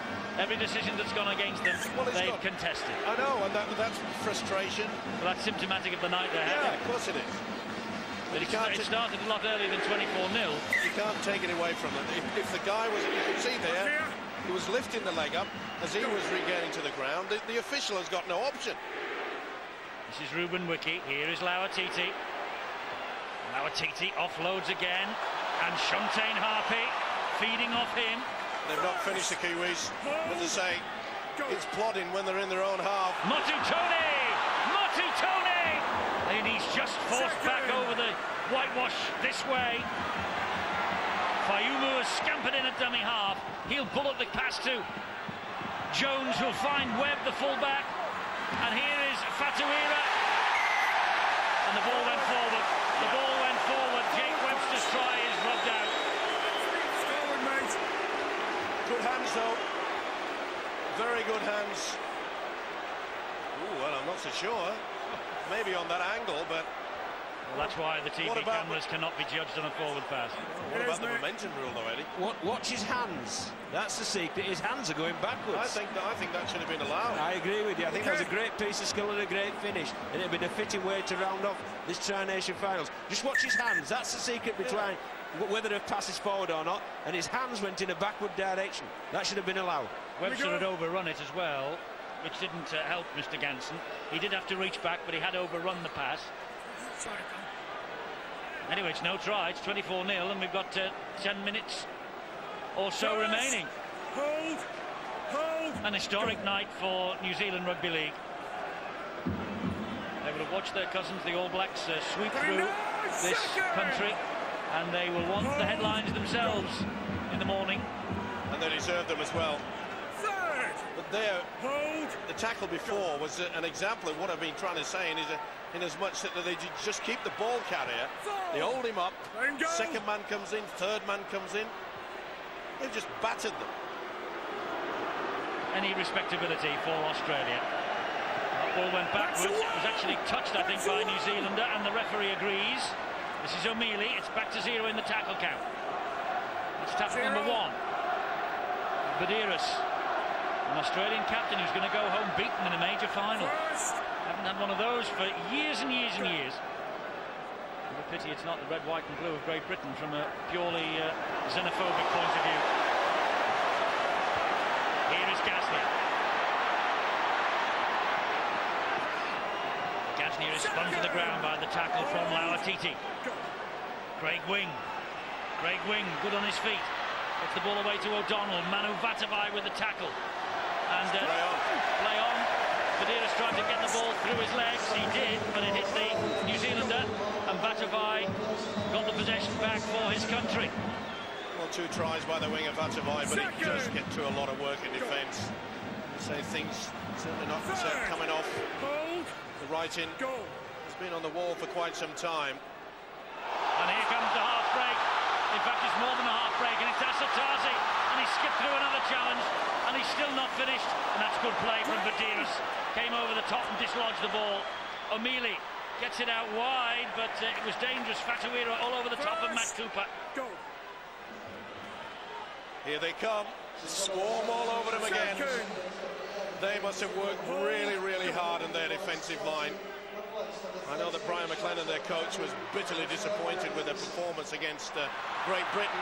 Here's Matt Cooper, brilliantly kept alive by Willie Mason. Paul Ruben. Well, they have been in this country as rank underdogs, the New Zealanders. The accommodation wasn't even booked for them for this final, and they've used that to their advantage. They really have. But there's another, the flat pass, not the best from Gower. Barrett had to hang back for it. Okay, mate, well, we've never seen this, Steve-O. In all the years that we have been involved with international rugby league, we have never seen a performance like this from Australia. Credit to New Zealand, they have forced the errors. To be fair, I've never seen a better performance by the New Zealand side either. Okay. They have been wonderful. And there was about 15 minutes in that first half, midway through the first half, when it looked as though New Zealand was shaky. Australia were getting over the advantage line. It looks as though they're going to get it, but then that intercept from Anderson turned it all around, and they've just controlled the game ever since. Well, their consistency's been outstanding. I know the Sky cameras have picked up Darren Lockyer a few times, but if you look at people who are some of the best players in the game, Sonny Bill Williams, Benji Marshall and Leslie Vonacolo, they're not out here today. I think Brian McKellen, if you keep going back, I think Eddie, an hour and a half before kick-up, I said, what's the team? He said, oh, they got a surprise, they reckon. Shantine Harvey, we wouldn't have picked him there, would we? He's been an absolute marvel there. And Vatawara on Cooper has been outstanding. He's done a very good job here tonight, Brian McClellan. This is Ali Lauatiti. The ball is fed wide to Manu Vatuvei. Here he goes again. The offload back to Clinton Tupi. And they're just hanging off, aren't they? Australia, they're not. And they haven't closed them down in the tackle from the very first whistle. Motu Tony and Ashitazi. And here is Lauatiti. And Lauatiti offloads to Tony. And Tony slides the kick through, and Trent Barrett diffuses the danger for Australia. Surrender! Allows that for confidence, just keeping the ball alive, spinning around. You can see that most of the Australians were just hanging around, waiting to see what's going to happen. Second, hold, go. Well, there'll be some battered bodies on this Australian team after this game. It's been a wonderful effort defensively, hasn't it, by the Kiwis? Great ball from Gower to Kennedy, and the offload. This time it sticks to Minicello, and Minicello over the top to Matt Cooper. And Cooper is pulled down by Jake Webster. They don't want to concede a try, do they? Here's Gower. And again they force him out. And they hold him up short of the line. That's the last tackle. Danny Badiris waits at dummy half. Gives it to Kennedy. And Kennedy goes without it. And that is typical of Australia's night. Yet another error. I can't believe what I'm seeing, because remember at Wigan, when they took on Great Britain, within 3 of the last minutes of that game, in atrocious weather, they were flipping the ball back, running the angle, scored sensational 2 tries, and here, perfect conditions, no excuses. 19 errors. 2005 will go down the year that England has not been a good country for Australian sport. We look at the cricket, we look at Costa Zoo in boxing, now we look at rugby league. Not a good year, and it gives everyone hope next year for the Tri-Series, especially those England players sitting back in their living room saying, I want to be on that boat. I think as well that last passage of play summed up the game perfectly. The New Zealand spirit to scramble back in defence, and then the pressure they exerted on the Australians to come up with the error. Brian McLennan is celebrating because we're 4 minutes away. Not even Australia can score 4, 5, 6 tries. Not with defence like that. They're in touch again. That's been the story of the night. Yep. Keep the man up in possession. Keep him up off the ground. Swarming defence. And congratulations to that fella and all concerned. Well, they came here 12 months ago and they never won a match.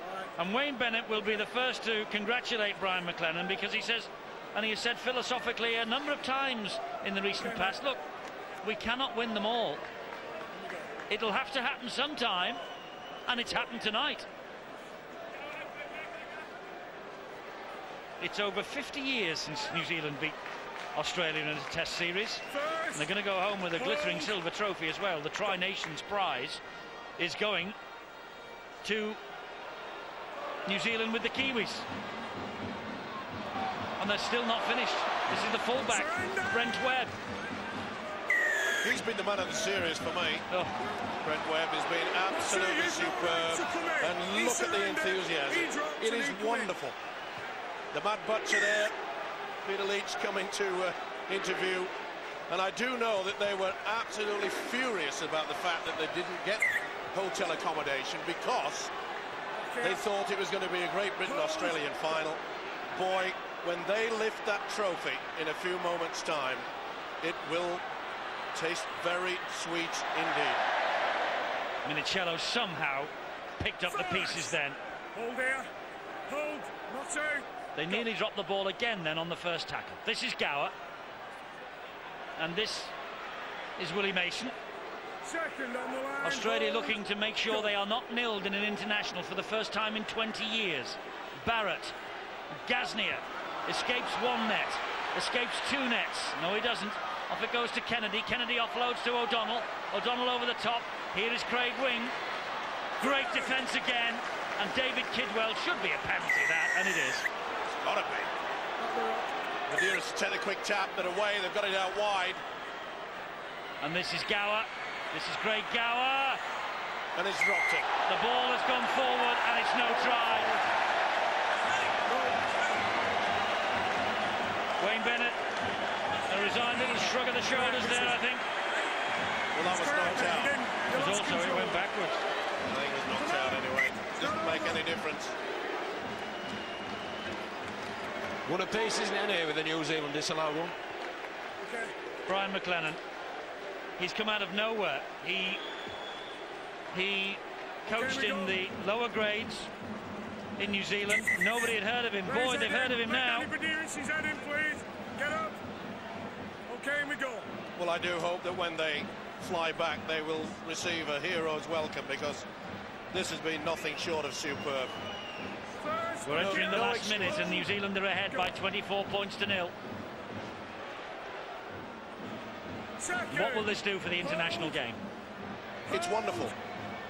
Absolutely wonderful. And it just shows that the ability, and of course the junior development coming through in New Zealand, is starting to bear reward, and I think it's just sensational for it. But for men like Ruben Wiki and Stacey Jones, legends of the game in New Zealand, it is a fantastic, well, I was going to say end to their international career. Stacey Jones has made more comebacks than Frank Sinatra. I think this will be it now. And, but Ruben Wiki has said, as Ian Millwood said, he wants to be involved in next year's Tri-Nations. So maybe he's not done yet. But it's a great way to celebrate your 50th Test cap, world record, and you're going to be top of the world tonight, New Zealand. This is Barrett over the top to Gower. Play on indeed. And they're counting down, and Brian McLennan is dancing all over Ellen Road. And New Zealand have won the Tri-Nation of 2004. And it's no fluke. It is an absolute hammering for the Australians here. They started with the win in Sydney for the first time in 46 years.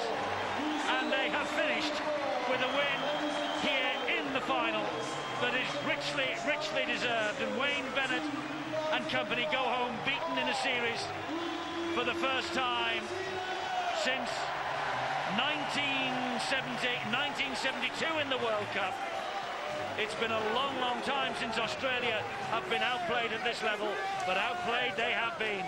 They certainly have, and fully deserved this victory. We often talk about team spirit, but what was on display tonight was amazing. The way they swarmed all over the green and gold jumpers, absolutely superb. Bill Arthur is now with the legend himself, Stacey Jones. Stacey, worth coming all the way for, eh? Bloody oath, yeah. Fantastic. Mate, I don't even know what day it was. That's what it was like. So look at that scoreboard. It's got 0 on it next to Australia. Great effort. You know, boys were fantastic. Defence was huge. I think all week, you know, talking to the boys, they were up for it. So, mate, worth coming back for, that's for sure. It was a complete performance, wasn't it? You didn't really let up. No, you know, I think, you know, we just got over there off the big guys. Our defence was good. It was fantastic. Keeping to 0. Awesome. You're going to sleep well tonight. Well, can I just say hello to everyone back home? Rochelle and the girls and Monty's son. Cheers. Well done, Stacey. Well done, Brian McLennan. You said in the week you were worried you'd maybe dipped a little bit in form. I think you got it right at the right time. Without sounding like a big head, we were pretty confident during the week. People wrote us off, said we were terrible against Great Britain. They beat us 6 tries to 3. We won the second half. Mate, we were always a good chance. We believed in ourselves, but we just played the underdog a bit. It was a textbook performance, wasn't it? You didn't really put a foot wrong tonight. Boys were very strong. We concentrated on our go forward. We did a couple of changes, a bit more speed around the ruck. They went with the 4 props. We went with 3 and went for quicks, and it paid off. Well done tonight, Brian. Yeah, thank you very much. And to all you Kiwi supporters, yeah! Well, what a way to celebrate 50th cap. And that's exactly what Ruben Wiki has done. Ruben, 50 caps. That's not a bad way to celebrate your 50th, is it? What do you think the key was tonight? Oh, we just did it for each other. Heaps of support. It was good. 50 caps. This must be the sweetest of them. So, mate, it was, loved every moment of it. And this is the best feeling ever, you know. And everyone doubted us, but we did the job, and for our families back home and stuff. It was good. What do you think this will mean to New Zealand Rugby League? I mean, I know the dust hasn't settled yet, but this is a momentous result, isn't it? Oh, it is, mate. You know, it's Australia's always been dominant, and we believe in each other. And with our coach, he set a structure that we all tied in with, and we believed in it, and we did it. And history's sweet, mate. Well done tonight. Well done on 50 caps. Thank you very much. Fantastic effort from Ruben Wiki, and it's going to New Zealand. The Gillette Tri-Nations Trophy. The Australians are absolutely shell-shocked. They have not had anything happen like this to them before. And Wayne Bennett said after the first match that they lost in Sydney, he shrugged his shoulders and said, well, it had to happen sooner or later.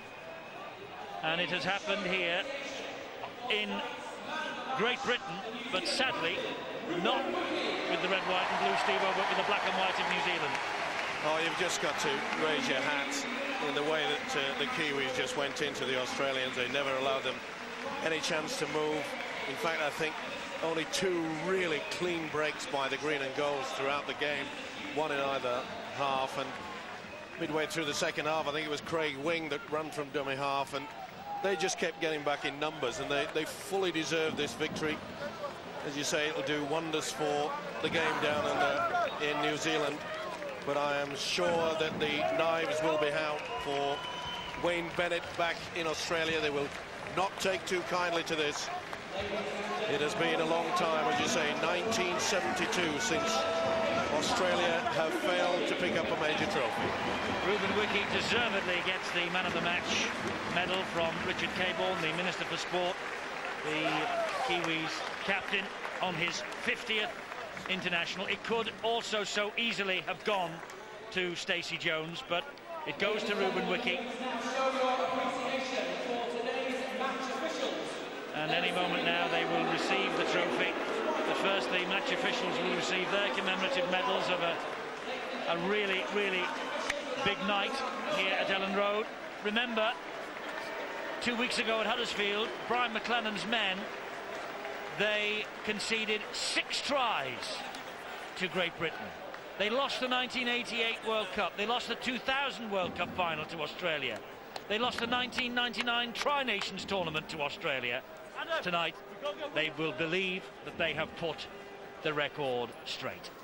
27 years since Australia lost a test series, beaten 2-1 by France. 51 years since New Zealand got the better of them until tonight. Since 2000, Australia have played New Zealand 12 times. They've only lost twice. Now they have lost number 3, and they have lost the Tri-Nations final. And New Zealand have won the Tri-Nations for 2005. And on one leg, Nigel van Gaal leads them up to receive the trophy. What a night for New Zealand Rugby League. What a night for Brian McLennan. What a night for International Rugby League. And the New Zealanders will be defending the trophy in their own backyard and in Sydney this time next year. You're putting heaps on your room tonight, Sal. Yeah. Fabulous win for New Zealand. A first series triumph over Australia since winning in New Zealand in 1953. Fantastic moment for these players, and they will live every single moment. Began with the victory in Sydney. Concluded with the victory here at Ellen Road in the final. Ali Lauitiiti, he was so disappointed losing the grand final at Old Trafford, but now tonight the game of his life here, and of course he won the World Club crown here in February, and he ends the year here 42 weeks later as a winner again.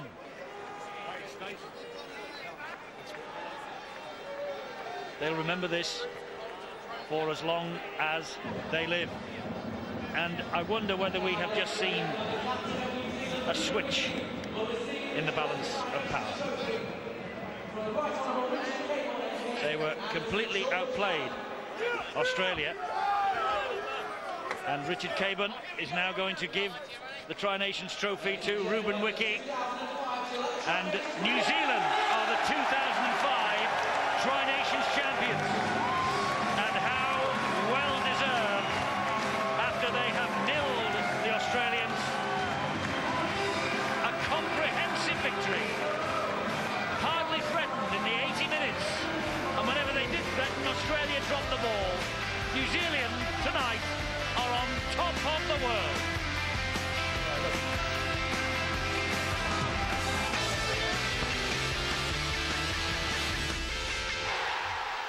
You gotta love it, don't you? You gotta love it. It's not often that the New Zealanders get one over the Aussies, but Pete, you gotta love it. You gotta love it, and you gotta love the reaction, I think, by the coach Bluey McLennan as well. Yeah. Here's a guy that's gone through from coaching the Bartercard, Mount Albert champions in the country, and now to go on and win the Tri-Nations Cup as well, and show it in absolute emphatic style, and just show the world it's all about enjoyment, and he's not afraid to hide it. Good on you, Bluey. And why not celebrate, which we'll make next Friday, the Gala Awards night for New Zealand Rugby League. One very, very special night from Sky City, which we'll bring all the goodies. Both Peter and I will put our flash frocks on, and away we'll go, and that will be a very good one to look forward to. But when you talk about complete performances, you got to say that this Kiwis outfit today put on a complete performance because they denied Australia the chance to dominate. Well, they denied. They completely put them out of the game. You know, they won it statistically, off the field and on the field, even more so when you consider right across the likes of Shantaine Harpy. He was outstanding. Roy Asotasi. And it was a real sense of a mix of the Black Wall and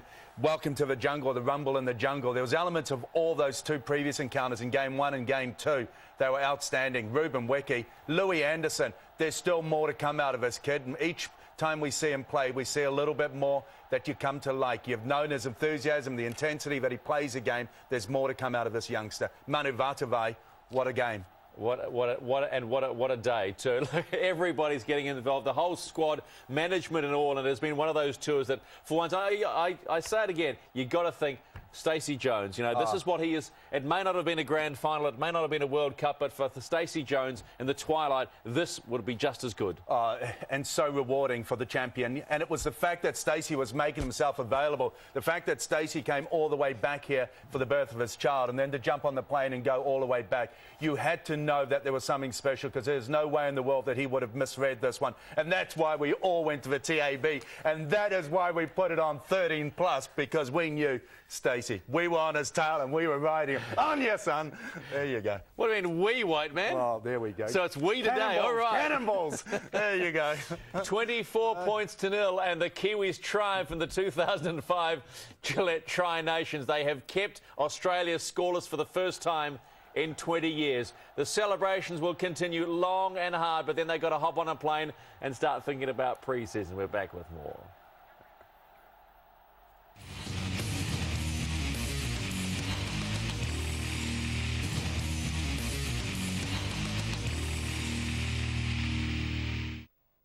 $24-0, and Pete's promised to share his earnings on this one with me. That's the final score in the 2005 Gillette Tri-Nations Trophy. They have kept the Kiwis, Australia, scoreless.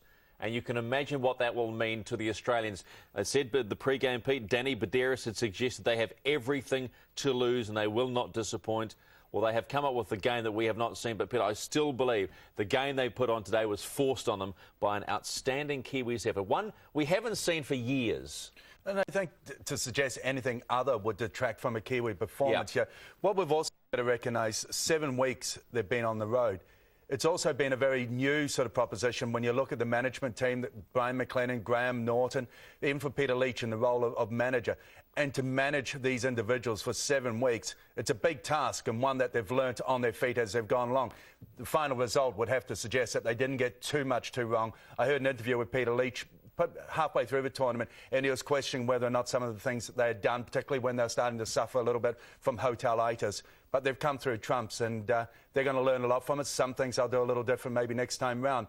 You look at how they performed up against Great Britain and France. Maybe that was good that they got those ones out of the way. But one thing was absolutely certain, and I was surprised that so many people underestimated. What you saw in Game 1 or Game 2, yes, they fell away in 3 and 4, but you knew that they were still good enough to come back. There was still one good one. Tawa Nikau was quite emphatic on that on Friday. They had one good one still in, and they were good enough to do it. Kangaroos, well, you've got to look at a philosophical coach in Wayne Bennett, and as he openly says, you've got to lose one day. Unfortunately, it was today for them, but well done for the Kiwis. And the numbers say it all for the New Zealanders too. When we look at the stats and you just look at the completion rates, look at the completion rate of the Kangaroos, Pete, 17 of 37. They missed plenty of tackles, although the Kiwis missed a few more. And then the numbers, the outside of that, when only one Australian forward made 100 metres exactly, that was Jason Riles. Wiki, 196. Modutoni, 106. Kidwell, 161. Asatasi, 138. Rauhihi, 111.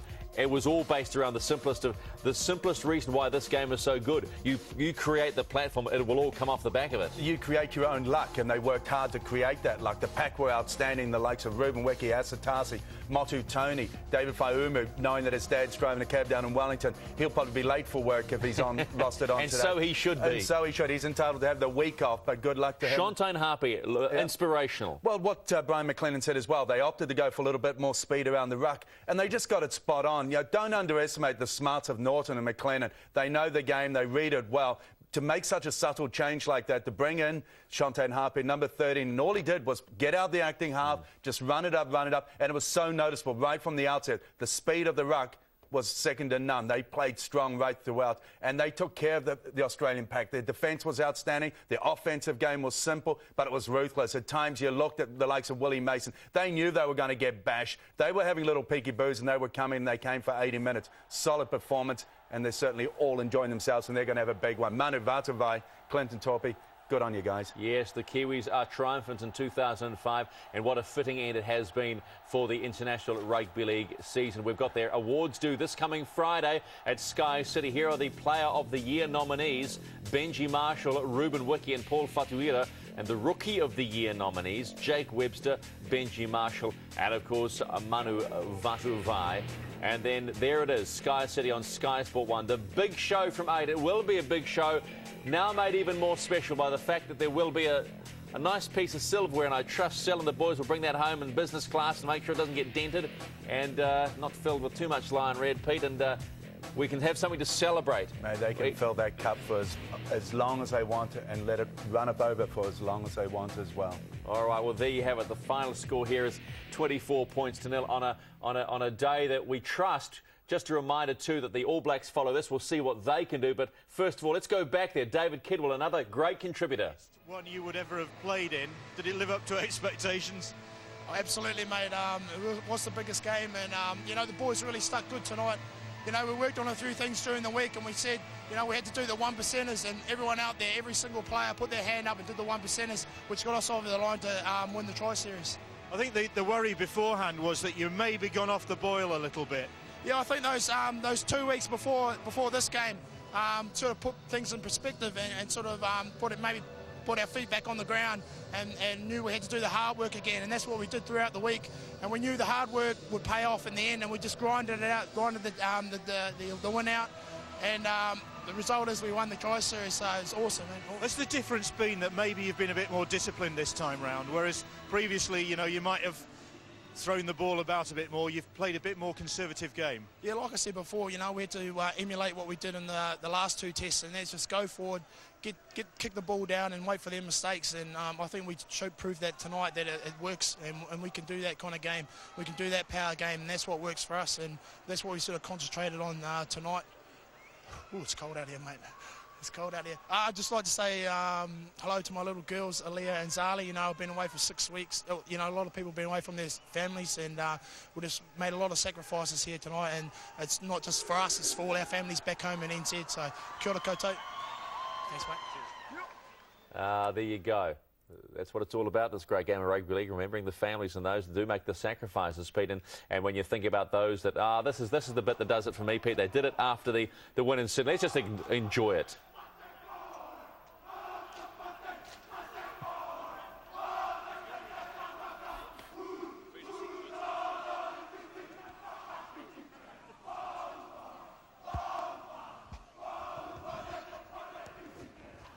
Yeah, OK, we enjoyed the sound of the haka, and I tell you what, that I don't care what anybody says. You can see it, you can hear it, and that's what it counts. They did it after Sydney. There was a sense of something special about to happen. Then everybody got a bit concerned after the loss to Great Britain, the struggle against France, and you know, everybody's a cynic, everybody's a doubting Thomas, except Brian McLennan and Graham Norton, and to think the riches that they have still awaiting. Sonny Bill Williams, Benji Marshall, Thomas Luluwai, Jerome Ropati, Leslie Vainikolo. But I think before we go there, let's not sort of gloss over, I think, some of the things that were said during the week leading up to the game, particularly by the coaching staff, and they made a lot of comparisons to the Sydney Swans. And it's so easy sometimes to hear what you think is being said. And they talked about relying a little bit more on the power game and not the flair. But the key message underpinning all that was about looking at what David Kidwell referred to as the 1%ers. Doing all the simple stuff and doing it really, really well. And I think a player that we've overlooked so far is the one that wore the number 1 on his back, and Brent Webb. He's been outstanding right throughout. His kick return, his ability to come up the line and take a bit of flank off, be able to find an offload in his game. Yeah, he has been one of the most impressive players. Along with David Kidwell, I thought defensively, he scrambles. He always scrambles all over the park. It was a performance that the coaching staff, they got spot on. The Australians, unfortunately, wasn't their game today. They were well off it, but they were put off it. They were put off it by a forward performance that has been was a revelation today. We spoke to Bluey last night on Sport 365, and he said, I thought the best half of football we played was actually the first half at Ericsson. Not the first half against Sydney. He thought they were completely on their game, and even last night he was sensing that just maybe something special might happen, but he had said to me quietly, we're going to play this one down. He says, quietly off air, I'm confident. I don't mind admitting that now. It's easy to gloat a little bit, but he said, quietly, we'll play this one down publicly. Off air, I'm actually quietly confident. And he came up and said exactly that in his post-match interview. But then to lead on to the point where you talk about 2005 Tri-Nation champions, the Kiwis, you now start to look forward to what's going to come in the next tournament, and hopefully the possibility that we will see the likes of the best, the Benji Marshalls, the Sonny Bill Williams. Everything looks good at the moment for New Zealand Rugby League. Yeah, well, hopefully we'll see some of those at the New Zealand Rugby League Awards dinner on Friday at Sky City, live on Sky Sport 1 from 8 o'clock. It'll be certainly a year to celebrate now that the Tri-Nations Trophy is firmly and on its way home to New Zealand after a wonderful Tri-Nations series that has provided so much emotion for the followers of sport. What